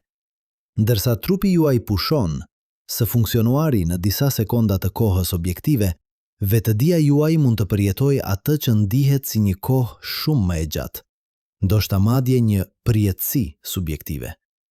Kjo nuk do të ishte jetë pas vdekjes në sensin tradicional, do të ishte një përvojë subjektive e zgjeruar brenda momentit të fundit të funksionimit të trurit. Kjo ide tingëllon si shkencë fantastike, por ajo bazohet në një fakt të mirënjohur. Koha subjektive nuk korespondon me kohën objektive. Kur jeni në një aksident makinash, disa sekonda mund të ndihen si minuta. Kur jeni në një gjendje meditimi të thellë, orë mund të ndihen si minuta. Truri nuk përjeton kohën në mënyrë lineare. Ai e konstrukton përvojën e kohës bazuar në sasinë dhe llojin e informacionit që përpunon. Nëse kjo është e vërtet, atëherë momenti i vdekjes, kur truri mund të jetë në një gjendje të jashtëzakonshme të aktivitetit para se të pushojë, mund të përfshijë një përvojë subjektive shumë më të gjatë se sa do të sugjeronte koha objektive. Dhe nëse universi blok është i vërtet, kjo përvojë subjektive ekziston përgjithmonë në atë moment të hapësirë kohës, pavarësisht se sa i shkurtër është momenti nga perspektiva objektive. Por le të kthehemi në pyetjen praktike. Si duhet të jetojmë duke ditur këto gjëra? Në vitin 2018, filozofi Samuel Scheffler botoi një libër të titulluar Death and the Afterlife, ku argumentoi se vlera e jetës son varet në mënyrë kritike nga fakti se njerëzit e tjerë do të vazhdojnë të ekzistojnë pas vdekjes son. Ne krijojmë art, shkruajmë libra, ndërtojmë institucione. Të gjitha këto kanë kuptim, sepse besojmë se dikush do të jetë aty për t'i vlerësuar ato pas nesh. Por çfarë nëse universi blok është i vërtet? Atëhere pas vdekjes son, nuk është një kohë e ardhshme, është thjesht një pjesë tjetër e strukturës së hapësirë kohës. Njerëzit që do të jetojnë pas nesh tashmë ekzistojnë në momentet e tyre të strukturës, dhe ne tashmë ekzistojmë në momentet tona. Të gjitha këto momente janë po aq reale, po aq të pranishme në strukturën e përgjithshme. Nga kjo perspektivë, pyetja nuk është a do të vazhdojë dikush të ekzistojë pas meje, por çfarë lloj strukture po krijoj në hapësirë kohë? Nëse krijoni diçka të bukur, një vepër arti, një marrëdhënie dashurie, një akt mirësie, ajo ekziston përgjithmonë në strukturën e realitetit, jo sepse dikush do ta kujtojë në të ardhmen, por sepse ajo është një pjesë e përjetshme e peizazhit të hapësirë kohës. Kjo ide ndryshon tërësisht pyetjen e kuptimit. Ne jemi mësuar të mendojmë se jeta ka kuptim nëse lë një gjurmë, nëse ndikon në të ardhmen. Por nëse e ardhmja tashmë ekziston, po aq reale sa e tashmja, atëherë të lësh një gjurmë nuk do të thotë të ndikosh në diçka që do të ndodhë. Do të thotë të jesh pjesë e një strukture që tashmë ekziston në tërësinë e saj. Le të shqyrtojmë një eksperiment mendor tjetër. Imagjinoni se ju zbuloni se universi do të përfundojë saktësisht 100 vjet pas vdekjes suaj. Çdo gjë që keni krijuar, çdo person që keni dashur, çdo realizim i njerëzimit, të gjitha do të zhduken pa gjurmë. A do të ndryshonte kjo mënyrën se si jetoni? A do të bënte jetën tuaj më pak kuptimplot? Shumë njerëz do të thonë po. Nëse gjithçka do të përfundojë, çfarë kuptimi ka? Por nëse universi blok është i vërtet, kjo pyetje bazohet në një keq kuptim. Edhe nëse universi përfundon në një moment të caktuar të kohës, të gjitha momentet para atij përfundimi vazhdojnë të ekzistojnë përgjithmonë në strukturën e hapësirë kohës. Jeta juaj, realizimet tuaja, marrëdhëniet tuaja, të gjitha këto janë pjesë të përjetshme të strukturës, pavarësisht se çfarë ndodh pas tyre në kohë. Kjo ide gjendet në filozofinë e stoikëve të lashtë. Marcus Aurelius shkroi: "Edhe nëse do të jetosh 3000 vjet apo 30.000, kujto se askush nuk humb ndonjë jetë tjetër përveç asaj që po jeton dhe nuk jeton ndonjë tjetër përveç asaj që po humb." Ajo që ai po thoshte është se e vetmja jetë që keni është momenti aktual. E kaluara ka kaluar, në sensin se ju nuk e jetoni më. E ardhmja nuk ka ardhur, në sensin se ju nuk e jetoni ende. E vetmja jetë që keni është tani. Por nëse universi blok është i vërtet, kjo ide bëhet edhe më e thellë. Jo vetëm që e vetmja jetë që keni është momenti aktual, por çdo moment aktual që keni jetuar ndonjëherë vazhdon të jetë aktual në atë moment të hapësirë kohës. Ju në moshën 5 vjeç po jeton atë moment tani, përgjithmonë. Ju duke lecuar këto fjalë, po jeton këtë moment tani, përgjithmonë. Çdo tani është i përjetshëm. Kjo perspektivë ofron një mënyrë krejtësisht të re për të menduar për pendimin.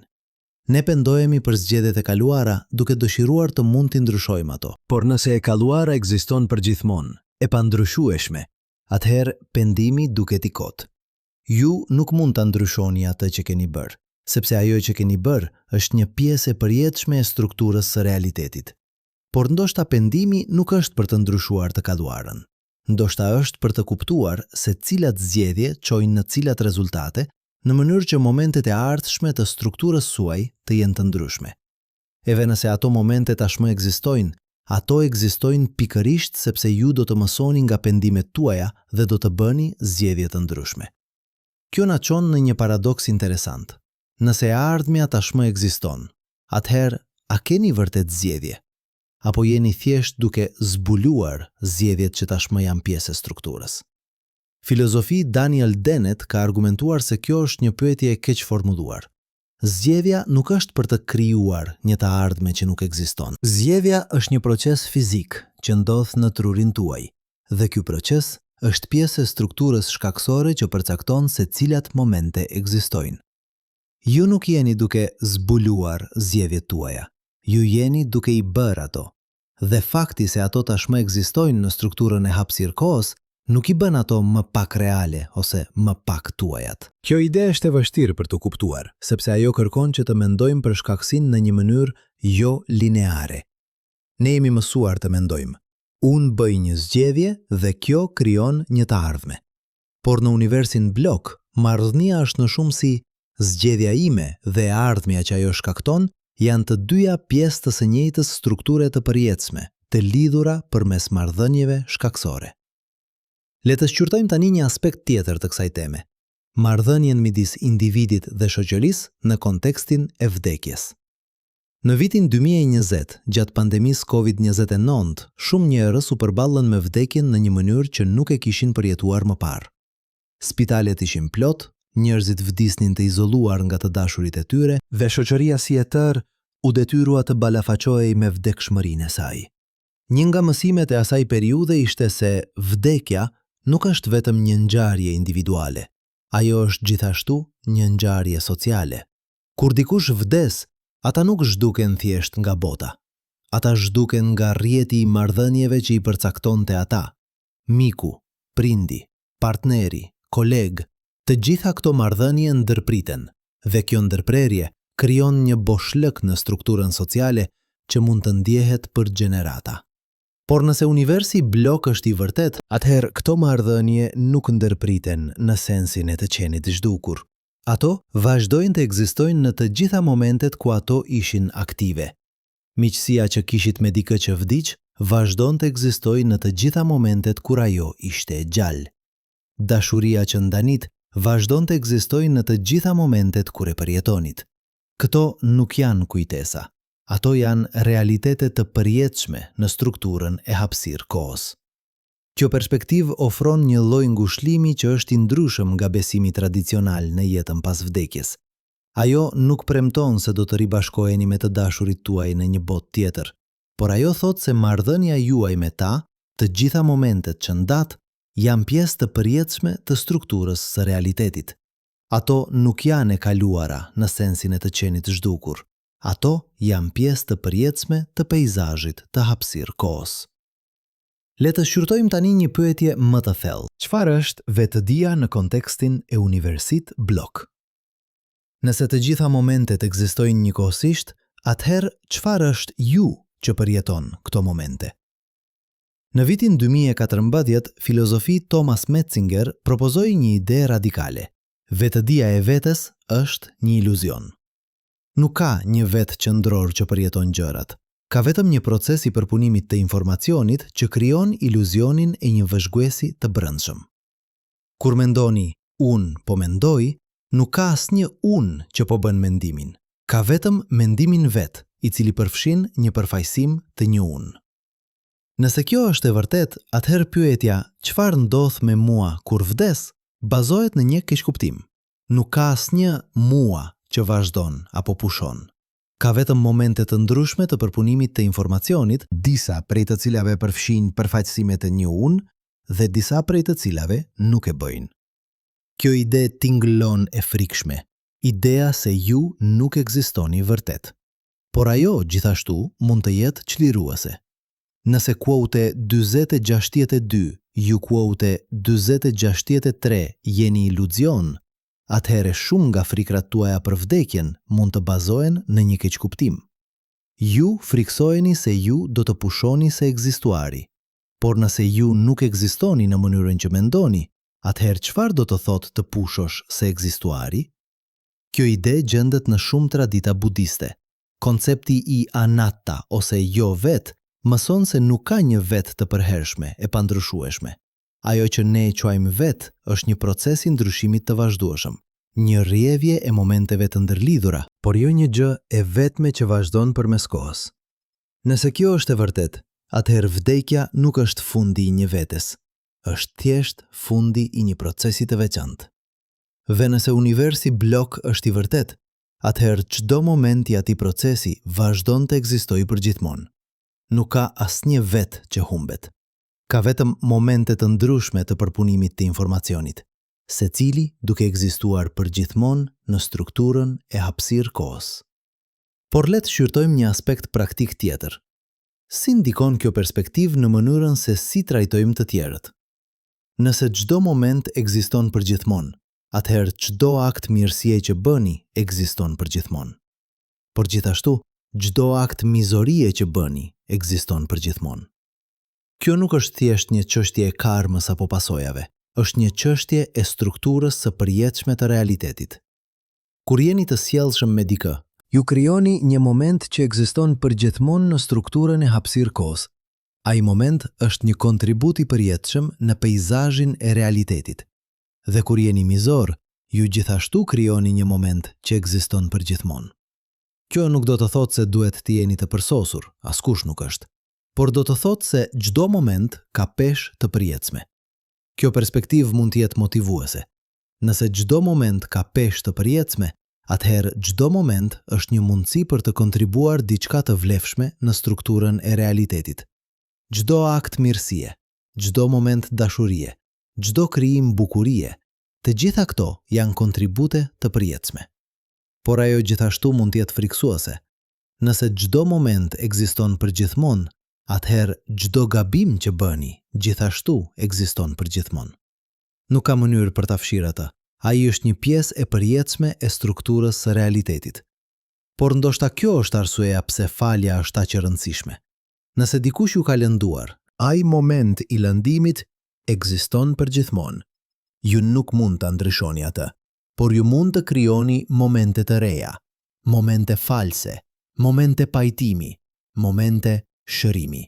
Dhe këto momente gjithashtu ekzistojnë përgjithmonë, duke shtuar shtresa të reja në strukturën e marrëdhënies suaj. Le të shqyrtojmë tani një aspekt tjetër, marrëdhënien midis kohës dhe kuptimit. Ne jemi mësuar të mendojmë se jeta ka kuptim nëse shkon diku, nëse ka një qëllim, një destinacion, një realizim. Por nëse universi blok është i vërtet, atëherë jeta nuk shkon askund. Ajo thjesht është një strukturë katërdimensionale që ekziston në tërsinë e saj. Kjo ide sfidohet me shumë nga narrativat tona kulturore për kuptimin. Ne tregojmë histori për njerëz që arrin diçka, që realizojnë potencialin e tyre, që lënë një trashëgimi. Por nëse të gjitha momentet ekzistojnë njëkohësisht, atëherë nuk ka arritje në sensin e të arritur diku ku nuk ishit më parë. Ka vetëm momente të ndryshme të strukturës suaj katërdimensionale, disa prej të cilave përfshin realizime dhe disa prej të cilave nuk e bëjnë. Por ndoshta kjo nuk e bën jetën më pak kuptim plot. Ndoshta kuptimi nuk qëndron në të arritur diku, por në vetë strukturën, në bukurinë, kompleksitetin dhe pasurimin e saj. Një simfoni nuk ka kuptim sepse shkon diku. Ajo ka kuptim sepse është e bukur në tërsinë e saj. Në të njëjtën mënyrë, jeta juaj mund të ketë kuptim jo sepse arrin diçka, por sepse struktura e saj katërdimensionale është e bukur, e pasur dhe e vlefshme në vetvete. Kjo perspektivë ndryshon tërësisht pyetjen çfarë është qëllimi i jetës. Në vend që të kërkojmë një qëllim të jashtëm, diçka që duhet të arrijmë, mund të shohim qëllimin si të brendshëm në vetë strukturën e jetës. Qëllimi i një simfonis nuk është të arrijë notën e fundit. Qëllimi është vetë simfonia, bukuria dhe pasurimi i strukturës së saj. Le të shqyrtojmë tani një eksperiment mendor të fundit për këtë pjesë. Imagjinoni se ju zbuloni se keni vetëm një vit për të jetuar. Si do të ndryshonte kjo mënyrën se si jetoni? Shumica e njerëzve do të thonë se do të jetonin më intensivisht, do të vlerësonin më shumë çdo moment, do të kalonin më shumë kohë me njerëzit që duan. Por pse presim derisa të dim se po vdesim për të jetuar në këtë mënyrë? Nëse universi blok është i vërtet, atëherë çdo moment që jetoni ekziston përgjithmonë. Çdo moment ka peshë të përjetshme. Pse të mos jetojmë çdo moment sikur të ishte i fundit? Jo sepse është, por sepse është i përjetshëm. Kjo ide gjendet në shumë tradita filozofike. Stoikët e lashtë praktikonin memento mori, 38, kujtimin e vdekjes, jo për të qenë të mirë, por për të jetuar më plotësisht. Kur kujtoni se jeta është e kufizuar, çdo moment bëhet më i çmuar. Dhe nëse çdo moment ekziston përgjithmonë, atëherë çdo moment ka vlerë të pafundme. Por kjo nuk do të thotë se duhet të jetoni në ankth të vazhdueshëm për vdekjen. Do të thotë të jetoni me vetdije se çdo moment ka peshë, jo sepse do të kalojë dhe do të humbas, por sepse do të ekzistojë përgjithmonë në strukturën e realitetit. Kjo perspektivë ofron një mënyrë krejtësisht të re për të menduar për vlerën e jetës. Vlera e jetës nuk qëndron në sa gjatë jetoni, apo në çfarë arrini, apo në çfarë lini pas. Vlera e jetës qëndron në vetë strukturën e saj, në pasurimin, bukurinë dhe kuptimin e momenteve që e përbëjnë atë. Dhe sepse çdo moment ekziston përgjithmonë, çdo moment ka mundësinë të kontribuojë diçka të vlefshme në strukturën e përjetshme të realitetit. Le të përfundojmë këtë pjesë me një reflektim për marrëdhënien midis kohës dhe dashurisë. Kur duam dikë, ne shpesh themin se duam të kalojmë përgjithmonë me ta. Por çfarë do të thotë përgjithmonë nëse koha është iluzion? Nëse universi blok është i vërtet, atëherë çdo moment që ndani me dikë që duani ekziston përgjithmonë. Jo në sensin se do të vazhdojë në të ardhmen, por në sensin se ai moment është një pjesë e përjetshme e strukturës së hapësirë kohës. Kur thoni të dua, ai moment i dashurisë ekziston përgjithmonë. Kur ndani një përqafim, ai moment ekziston përgjithmonë. Kur qeshni së bashku, ai moment ekziston përgjithmonë. Nga kjo perspektivë, dashuria nuk është për vazhduar përgjithmonë, në sensin e të shtuar momente të reja në të ardhmen. Dashuria është për të krijuar momente që ekzistojnë përgjithmonë në strukturën e realitetit. Çdo moment dashurie është një kontribut i përjetshëm në peizazhin e hapësirë kohës. Dhe kur dikush që duam vdes, ne nuk i humbasim ata në sensin se momentet që ndam me ta zhduken. Ato momente vazhdojnë të ekzistojnë përgjithmonë. Ajo që humbasim është mundësia për të krijuar momente të reja. Por momentet që tashmë ekzistojnë janë të përjetshme, pjesë të pandryshueshme të strukturës së realitetit. Kjo është një ide që mund të ofrojë ngushëllim në ballafaqimin me humbjen. Personi që duam vazhdon të ekzistojë në çdo moment të jetës së tij. Dashuria që ndam me ta vazhdon të ekzistojë në çdo moment kur e përjetuam. Këto nuk janë kujtesa që do të zbehen me kohën. Ato janë realitete të përjetshme në strukturën e hapësirë kohës. Dhe nëse kjo është e vërtet, atëherë vdekja nuk është fundi i dashurisë. Është thjesht kufiri i një strukture që vazhdon të ekzistojë përgjithmonë. Një strukturë e thurur nga momente dashurie, gëzimi, lidhje dhe kuptimi. Çdo moment i kësaj strukture është i përjetshëm. Çdo moment ka vlerë të pafundme. Dhe çdo moment vazhdon të ekzistojë përgjithmonë në peizazhin e përjetshëm të realitetit. Por le të ndalemi për një moment. Unë e kuptoj plotësisht se çfarë po mendoni tani. Kjo t'ingëllon si pseudoshkencë, si filozofi e bukur që nuk ka asnjë lidhje me realitetin. Ndoshta po mendoni, kjo është vetëm një lojë me fjalë. Njerëzit vdesin, trupi pushon së funksionuari, vetdia zhduket. Çfarë rëndësie ka nëse momentet ekzistojnë përgjithmonë në një strukturë abstrakte matematikore? Dhe keni të drejtë të jeni skeptik. Shkenca e mirë kërkon skepticizëm. Prandaj le të jemi plotësisht të sinqertë. Shumë nga ajo që kemi diskutuar nuk është shkencë e provuar. Teoria e universit blok është një interpretim i relativitetit, jo një fakt i vërtetuar. Interpretimi i shumë botëve është një nga shumë mënyra për të kuptuar mekanikën kuantike, jo e vetmja. Dhe ideja e pavdekshmërisë kuantike është spekulimi i pastër. Asnjë eksperiment nuk mund ta testojë atë. Por këtu është gjëja interesante. Edhe skepticizmi më i ashpër nuk mund ta mohojë faktin themelor që qëndron në zemër të gjitha këtyre ideve. Dhe ky fakt është i provuar, i testuar, i konfirmuar nga çdo eksperiment që kemi bërë ndonjëherë. Koha nuk është ajo që duket. Koha nuk është një rrjedhje universale që lëviz nga e kaluara drejt së ardhmes. Koha është një dimension i hapësirës kohës, po aq real sa lart poshtë apo majtas djathtas, dhe ajo sillet në mënyra që sfidojnë plotësisht intuitën tonë të përditshme. Kjo nuk është filozofi. Kjo është fizikë e vërtetuar nga mijëra eksperimente. Orët atomike në satelitët GPS duhet të rregullohen çdo ditë, sepse koha lëviz më shpejt në hapësirë se sa në sipërfaqen e tokës, saktësisht siç parashikoi Einsteini. Grimkat subatomike jetojnë më gjatë kur lëvizin me shpejtësitë e lartë, saktësisht siç parashikoi relativiteti.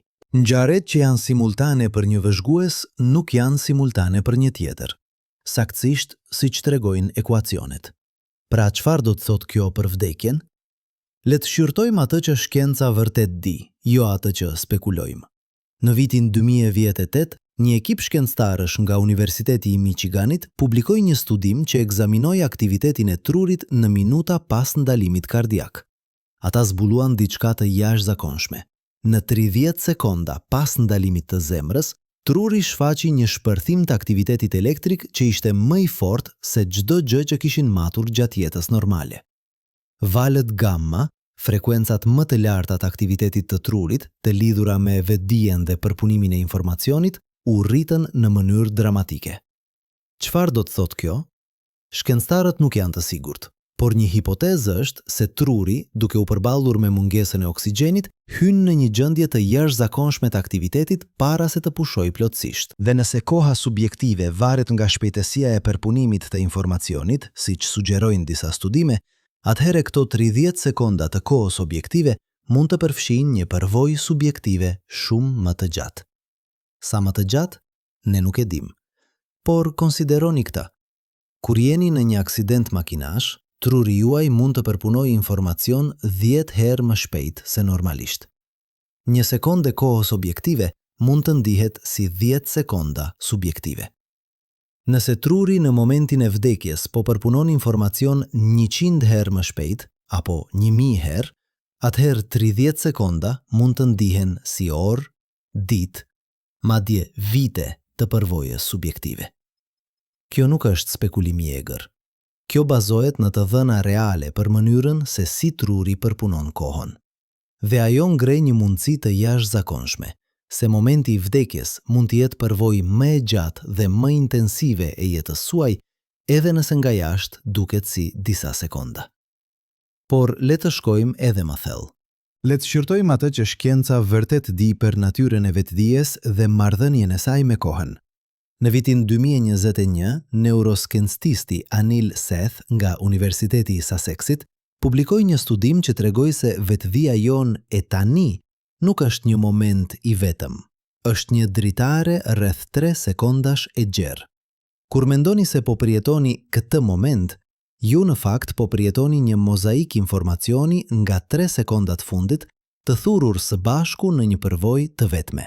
Kjo do të thotë se tani juaj nuk është një pikë në kohë, është një strukturë, një model i ndërtuar nga truri juaj që integron informacion nga e kaluara e afërt, e tashmia dhe madje parashikime për të ardhmen e afërt. Çdo moment që përjetoni është në fakt një krijim kompleks që shtrihet në kohë. Dhe këtu vjen pjesa që e bën këtë relevante për vdekjen. Nëse vetvija është një strukturë që shtrihet në kohë, jo një pikë që lëviz përmes saj, atëherë çfarë ndodh kur kjo strukturë arrin në kufirin e saj? A ka një moment të fundit të vetëdijes? Apo vetëdia thjesht pushon së qenie e strukturuar duke u shpërndar në kaos para se të zhduket? Dëshmitë dhe njerëzit që kanë pasur përvoja afër vdekjes sugjerojnë diçka të habitshme. Shumë raportojnë një përvojë ku jeta e tyre kalon para syve, një rishikim i shpejt i kujtimeve nga e gjithë jeta e tyre. Por kur pyeten sa kohë zgjati kjo, ata shpesh thonë se ndihet si orë ose madje ditë, edhe pse objektivisht zgjati vetëm sekonda. Një studim nga Universiteti i Hadassah në Jeruzalem në vitin 2016 analizoi qindra raporte të përvojave afër vdekjes dhe zbuloi një model të përsëritur. Njerëzit përshkruajnë një ndjenjë se koha ngadalsohet ose ndalon plotësisht. Disa raportojnë se përjetuan çdo moment të jetës së tyre njëkohësisht, jo si një sekuencë, por si një tërësi e pranishme. Kjo tingëllon saktësisht si ajo që fizika na tregon për strukturën e hapësirë kohës. Nëse të gjitha momentet ekzistojnë njëkohësisht në universin blok, atëherë ndoshta në momentin e vdekjes, kur strukturat normale të trurit që krijojnë iluzionin e rrjedhjes së kohës fillojnë të prishen, ne përjetojmë drejt për drejt këtë realitet. Ndoshta jeta që kalon para syve nuk është një kujtim i shpejt, por një përvojë e drejt për drejt e të gjithë strukturës 4-dimensionale të jetës sonë, të parë si një tërësi. Por këtu është gjëja, ne nuk e dim, dhe kjo është pikërisht pika ku shkenca duhet të jetë e sinqertë për kufijtë e saj. Ne dim se koha nuk është ajo që duket. Ne dim se vetëdia është një proces kompleks që shtrihet në kohë. Ne dim se truri në momentin e vdekjes shfaq aktivitet të jashtëzakonshëm, por ne nuk dim çfarë përjeton subjekti në atë moment. Ne nuk dim nëse ka një moment të fundit të vetëdijes. Ne nuk dim nëse vetëdia mund të përjetojë strukturën e plotë të jetës në atë moment. Dhe këtu është gjëja më e rëndësishme. Ne nuk dim nëse vetëdia vërtet pushon në momentin e vdekjes, apo nëse ajo thjesht del nga aftësia jonë për ta matur. Le të shqyrtojmë këtë me kujdes. Kur themi se dikush vdiq, çfarë po themi vërtet? Po themi se trupi i tyre ka pushuar së funksionuari, zemra ka ndaluar. Truri ka pushuar së prodhuar aktivitet të matshëm. Por apo themi se vetëdia e tyre ka pushuar së ekzistuari? Kjo mund të tingëllojë si një pyetje filozofike, por në fakt është një pyetje shkencore me implikime të thella. Konsideroni këtë. Ne nuk mund të matim drejt për drejt vetëdijen. Ne mund të matim vetëm korelatet e saj, aktivitetin e trurit, sjelljen, raportet verbale. Por korelacioni nuk është shkaksi. Fakti se aktiviteti i trurit korespondon me vetëdijen nuk do të thotë se aktiviteti i trurit është vetëdia. Kjo është ajo që filozofët e quajnë problemi i vështirë i vetëdijes. Pse duhet të ketë diçka që ndihet si të jesh një tru që përpunon informacion? Pse nuk jemi thjesht zombi filozofik? Sisteme që silen saktësisht si njerëzit, por pa asnjë përvojë të brendshme? Ne nuk e dim.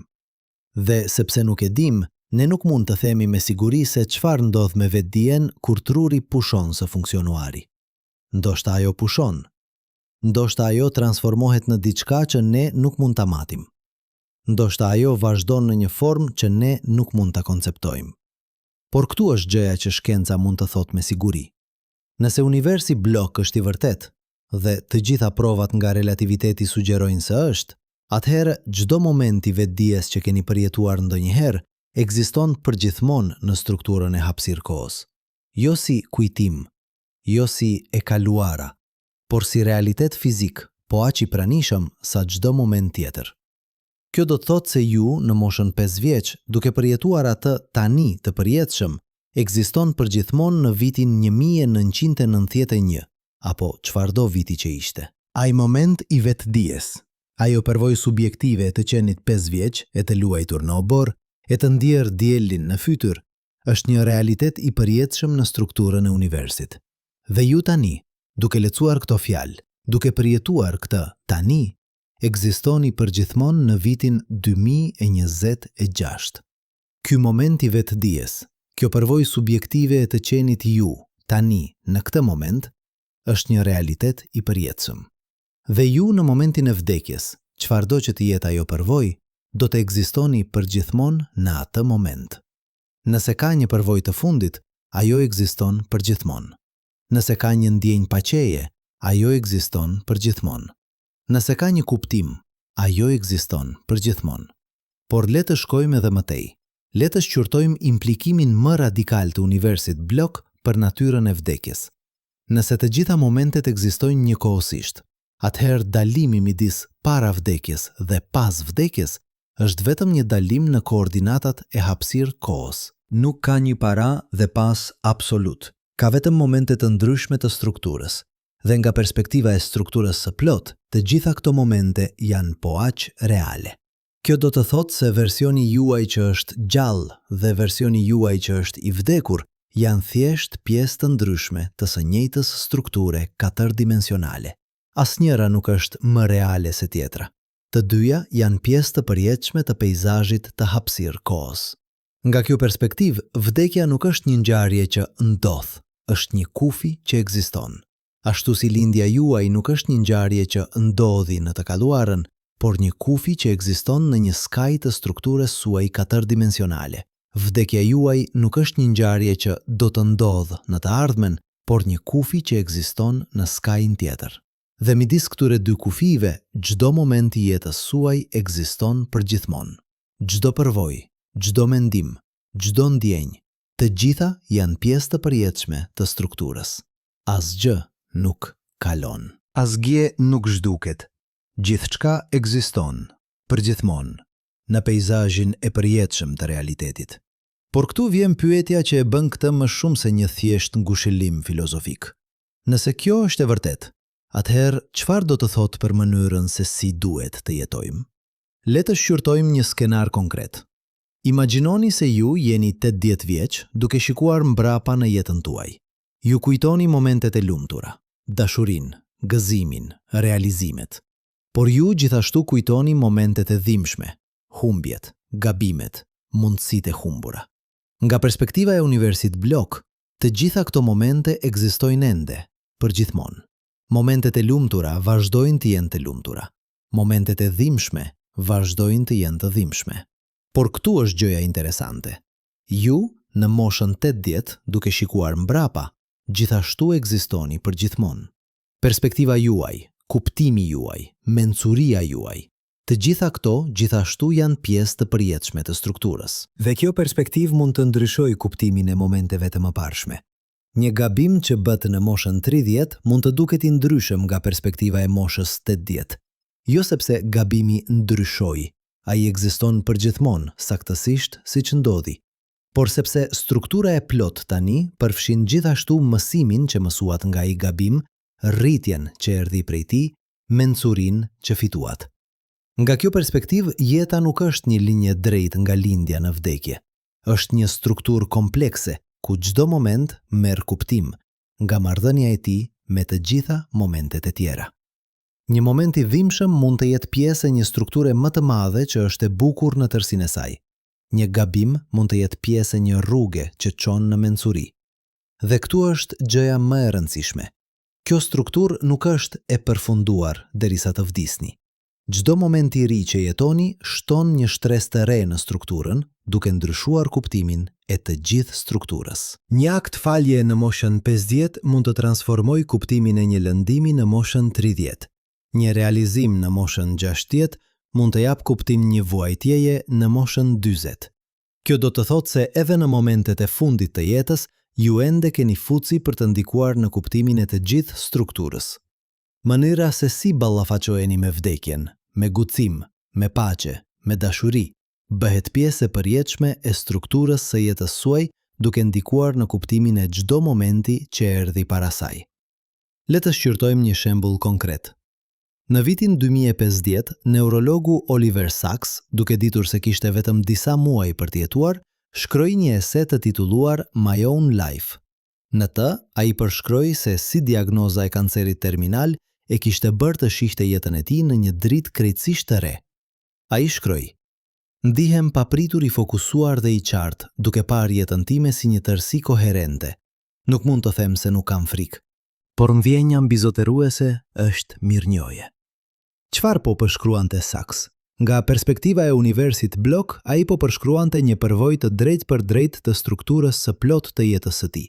Duke ditur se ishte afër kufirit, ai mund të shihte të gjithë strukturën si një tërësi, jo si një sekuencë ngjarjesh që kishin ndodhur, por si një model i plot që ekziston në tërësinë e tij. Dhe kjo perspektivë ndryshoi mënyrën se si ai jetoi muajt e fundit. Ai nuk i kaloi ato duke u ankuar për atë që kishte humbur. Ai i kaloi duke krijuar, duke shkruar, duke menduar, duke dashur. Sepse ai e kuptoi se çdo moment i ri që krijonte bëhej pjesë e përjetshme e strukturës së jetës së tij. Kjo është mësimi më i thellë që mund të nxjerrim nga universi blok. Çdo moment ka rëndësi, jo sepse kalon dhe zhduket, por sepse ekziston përgjithmonë. Çdo zgjedhje që bëni, çdo akt që kryeni, çdo fjalë që thoni, të gjitha këto bëhen pjesë të përjetshme të strukturës së realitetit. Dhe kjo do të thotë se edhe në ballafaqim me vdekjen, edhe duke ditur se momentet e reja do të ndalojnë së shtuari, ju ende keni fuqi. Fuqin për të krijuar momente që do të ekzistojnë përgjithmonë. Fuqin për të dhënë kuptim strukturës së jetës suaj. Fuqin për të kontribuar diçka të bukur në peizazhin e përjetshëm të hapësirë kohës. Por le të jemi plotësisht të sinqertë për atë që shkenca nuk mund të na tregojë. Shkenca nuk mund të na tregojë nëse ka jetë pas vdekjes në sensin tradicional. Ajo nuk mund të na tregojë nëse vetëdia vazhdon në një formë tjetër. Ajo nuk mund të na tregojë nëse do të zgjohemi në një realitet tjetër. Ajo që shkenca mund të na tregojë është se realiteti është shumë më i çuditshëm, më i pasur dhe më misterioz se sa imagjinojmë. Koha nuk është ajo që duket. Vetëdia nuk është ajo që duket. Dhe marrëdhënia midis tyre, marrëdhënia midis përvojës subjektive dhe strukturës objektive të realitetit, është një nga misteret më të thella që njerëzimi ka përballur ndonjëherë. Por edhe pa u përgjigjur këtyre mistereve, ne mund të themi diçka të rëndësishme për vdekjen. Ajo nuk është fundi i ekzistencës suaj në strukturën e realitetit. Çdo moment që keni jetuar ndonjëherë, vazhdon të ekzistojë përgjithmonë në peizazhin e hapësirë kohës. çdo përvojë, çdo dashuri, çdo realizim, të gjitha janë pjesë të përjetshme të strukturës së universit. Vdekja është kufiri i kësaj strukture, jo shkatërrimi i saj. Dhe brenda atij kufiri, jeta juaj, e gjithë struktura katërdimensionale e saj, vazhdon të ekzistojë, e plot dhe e pandryshueshme, përgjithmonë. Kjo nuk është besim, kjo nuk është shpresë. Kjo është pasojë drejt për drejt e asaj që fizika na tregon për natyrën e kohës dhe realitetit. Dhe nëse është e vërtet, nëse universi blok përshkruan vërtet strukturën e realitetit, atëherë vdekja nuk është ajo që kemi frikë se është. Ajo nuk është zhdukje, ajo nuk është fund. Ajo është thjesht kufiri i një strukture që vazhdon të ekzistojë përgjithmonë, e thurur në indin e përjetshëm të hapësirë kohës, e lidhur me çdo moment tjetër të universit përmes rrjetit të pafund të marrëdhënieve që e bëjnë realitetin atë që është. Dhe çdo moment i kësaj strukture, çdo tani që keni përjetuar ndonjëherë, vazhdon të jetë po aq i pranishëm, po aq real, po aq i gjallë sa momenti që po jetoni tani. Përgjithmonë. Por tani le të shkojmë përtej fizikës, sepse edhe nëse universi blok është i vërtet, edhe nëse çdo moment ekziston përgjithmonë, mbetet një pyetje që shkenca nuk mund ta prek. Çfarë do të thotë kjo për natyrën e ekzistencës vet? Në vitin 583 para Krishtit, filozofi grek Herakliti shkroi: Asnjë njeri nuk mund të hyej 2 herë në të njëjtin lumë. Ai po fliste për ndryshimin e vazhdueshëm, faktin se gjithçka rrjedh, gjithçka transformohet. Por çfarë nëse ai kishte të drejtë dhe të gabuar në të njëjtën kohë? Çfarë nëse lumi vërtet ndryshon çdo moment, por çdo moment i atij lumi vazhdon të ekzistojë përgjithmonë diku në strukturën e hapësirë kohës? Kjo është paradoksi në zemër të ekzistencës. Ne jemi njëkohësisht të përkohshëm dhe të përjetshëm. Të përkohshëm sepse çdo moment i vetdijes son ndihet i kalimtar, i brisht, duke rrëshqitur përmes gishtrinjve tanë. Të përjetshëm sepse çdo moment që përjetojmë bëhet pjesë e përjetshme e strukturës së realitetit. Le të shqyrtojmë këtë nga një këndvështrim krejtësisht i ndryshëm. Harrojeni fizikën për një moment. Harrojeni hapësirë-kohën, mekanikën kuantike, relativitetin. Le të pyesim një pyetje më themelore. Çfarë është vdekja në përvojën njerëzore? Kur një fëmijë pyet ku shkoi gjyshi, pas një varrimi, çfarë po pyet vërtet? Ai nuk po pyet për biokimin e dekompozimit, ai nuk po pyet për fizikën e materjes, ai po pyet ku shkoi personi që unë doja, ku shkuan tregjimet e tij, qeshja e tij, mënyra se si më shikonte, ku shkoi marrëdhënia jon. Dhe këtu është gjoja e çuditshme. Edhe pa fizikën e universit blok, ne tashmë e dim përgjigjen. Gjyshi nuk shkoi askund në sensin që pyetja supozon. Ai vazhdon të ekzistojë në çdo kujtim, në çdo histori, në çdo mësim që la. Jo si kujtim në sensin e një kopje të zbehur, por si praninë reale që formoi atë që jemi. Kur kujtoni një bisedë me dikë që vdiq, a është ajo bisedë e kaluara? Në një kuptim, po, ajo ndodhi në një kohë specifike. Por në një kuptim tjetër, ajo është e pranishme tani, duke formuar mënyrën se si mendoni, se si veproni, se si e kuptoni botën. E kaluara nuk është një vend ku gjërat shkojnë për të vdekur. Është themeli i pranishëm që qëndron në çdo moment të tani. Dhe nëse kjo është e vërtet në përvojën tonë të përditshme, sa më e vërtet është në strukturën e realitetit vet? Nëse universi blok është i saktë, atëherë ajo që përjetojmë si kujtim është në fakt një lidhje reale me momente që vazhdojnë të ekzistojnë në strukturën e hapësirë-kohës. Kur kujtoni dikë që vdiq, ju nuk jeni duke hyrë në një kopje të zbehur të tyre. Ju jeni duke u lidhur përmes rrjetit kompleks të shkaksisë dhe marrëdhënieve me momentet ku ata ekzistojnë përgjithmonë. Por le të shkojmë edhe më thellë. Le të pyesim, çfarë nuk e dim? Këtu është e vërteta e thjeshtë dhe të tmerrshme. Ne nuk e dim çfarë është vetëdia. Ne nuk e dim pse ekziston. Ne nuk e dim si lind nga materia. Ne nuk e dim nëse është një pronë themelore e universit apo një fenomen emergjent. Ne nuk e dim nëse mund të ekzistojë pa tru. Ne nuk e dim nëse pushon kur truli pushon. Çdo gjë që kemi diskutuar, universi blok, interpretimi i shumë botëve, pavdekshmëria kuantike, të gjitha këto janë modele matematikore që përshkruajnë sjelljen e materjes dhe energjisë. Por vetëdia nuk është materje apo energji. Ajo është diçka tjetër, diçka që shkenca ende nuk e kupton. Filozofët e quajnë këtë problemi i vështirë i vetdijes. Pse duhet të ketë diçka që ndihet si të jesh një sistem fizik? Pse nuk jemi thjesht automata sofistik, duke përpunuar informacion pas një përvojë të brendshme? Çfarë shton vetëdia në univers që nuk do t'ishte aty pa të? Ne nuk e dim. Dhe sepse nuk e dim, ne nuk mund të themi me siguri se çfarë ndodh me vetëdijen kur truri pushon së funksionuari. Ndoshta ajo pushon plotësisht, si një flak që shuhet kur mbarohet lënda djegëse.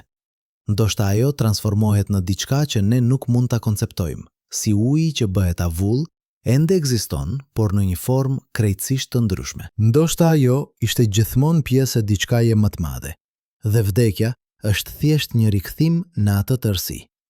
Ne nuk e dim. Dhe kjo mosnjohje nuk është dështim i shkencës, është kufi i saj i natyrshëm. Shkenca mund të na tregojë se si funksionon universi, por ajo nuk mund të na tregojë pse ekziston diçka në vend të asgjëje. Ajo nuk mund të na tregojë pse ajo diçka përfshin vetëdijen. Ajo nuk mund të na tregojë çfarë do të thotë të jesh. Por ndoshta kjo mosnjohje është më e çmuara se çdo përgjigje që mund të kishim, sepse ajo na mban të hapur. Ajo na mban të habitur. Ajo na kujton se ne jetojmë në një univers që është më i thellë, më misterioz dhe më i çuditshëm se sa mund të imagjinojmë ndonjëherë. Le të kthehemi tani në atë që e bën këtë personale. Le të kthehemi te ju. Ju që po lexoni këto fjalë tani. Ju që keni jetuar një jetë të plot me gëzim dhe dhimbje, dashuri dhe humbje, realizime dhe dështime. Ju që një ditë do të vdisni. Çfarë do të thotë kjo për ju? Nëse universi blok është i vërtet, atëherë çdo moment që keni jetuar ndonjëherë, çdo përqafim, çdo lot, çdo qeshje, çdo mëngjes kur u zgjuat dhe ndjet diellin në fytyr, të gjitha këto vazhdojnë të ekzistojnë përgjithmonë.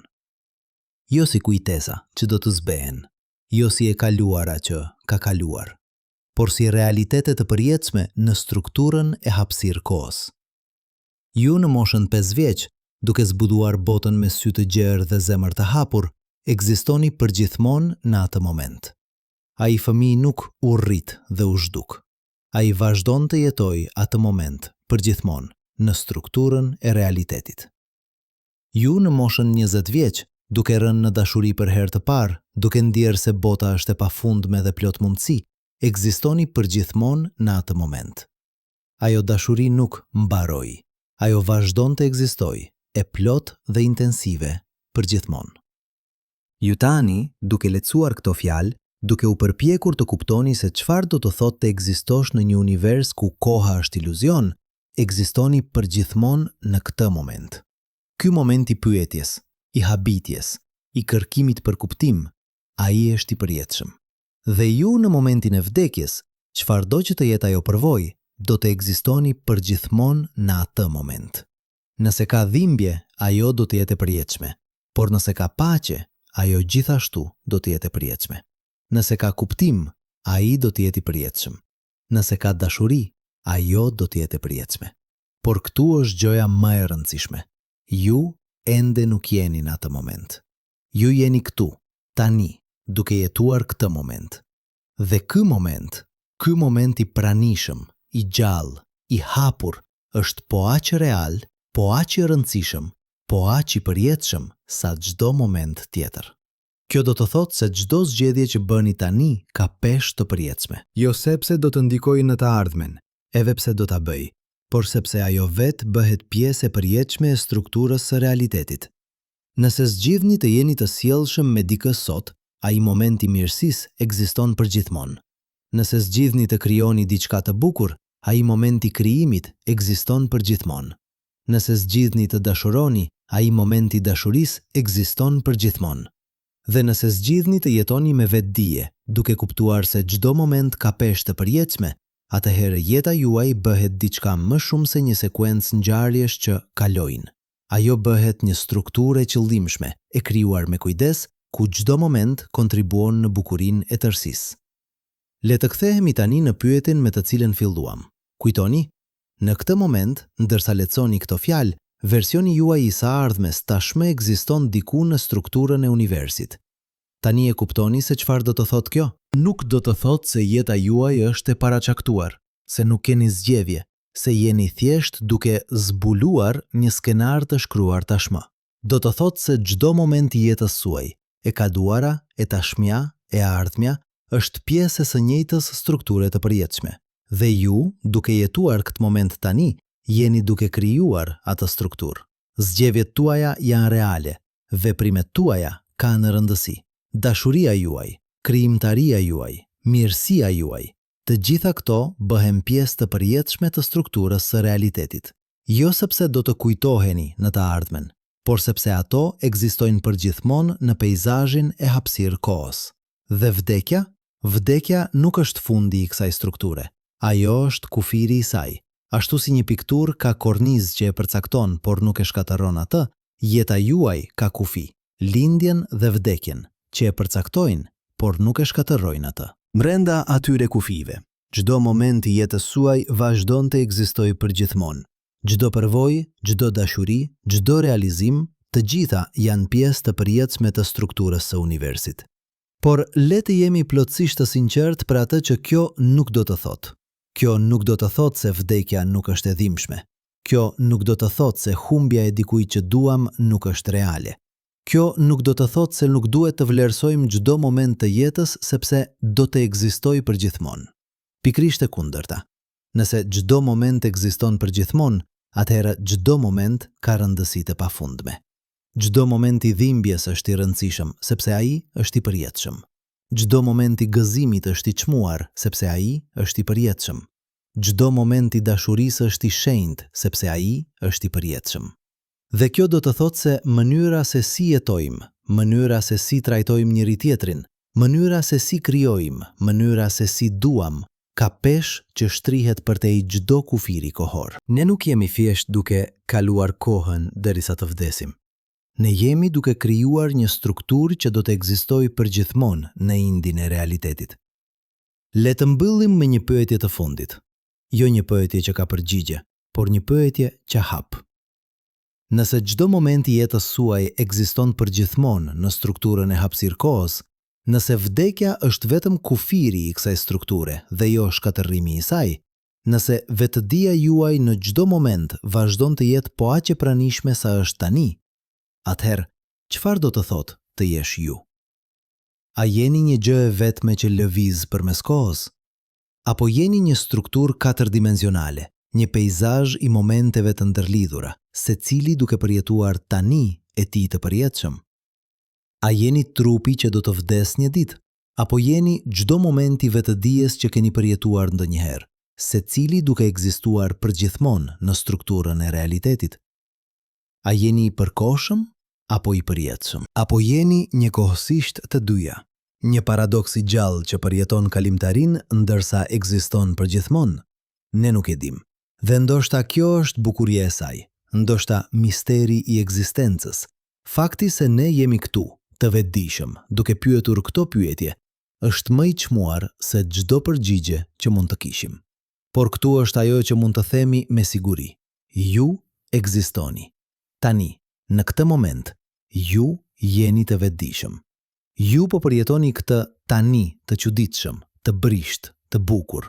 Dhe nëse universi blok është i vërtet, ky moment i pranishëm, i gjallë, i hapur, do të ekzistojë përgjithmonë. Ju, duke lecuar këto fjalë, duke u habitur për natyrën e realitetit, duke u bërpjekur të kuptoni vendin tuaj në univers, ju ekzistoni përgjithmonë në këtë moment. Ky moment i pyetjes, i kërkimit, i habitjes, ai është i përjetshëm.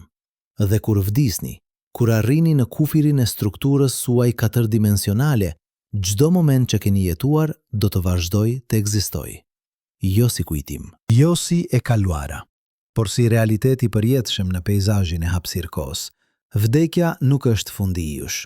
Ajo është kufiri i një strukture që vazhdon të ekzistojë përgjithmonë, e thurur në indin e universit, e lidhur me çdo moment tjetër, përmes rrjetit të pafund të marrëdhënieve që e bëjnë realitetin atë që është.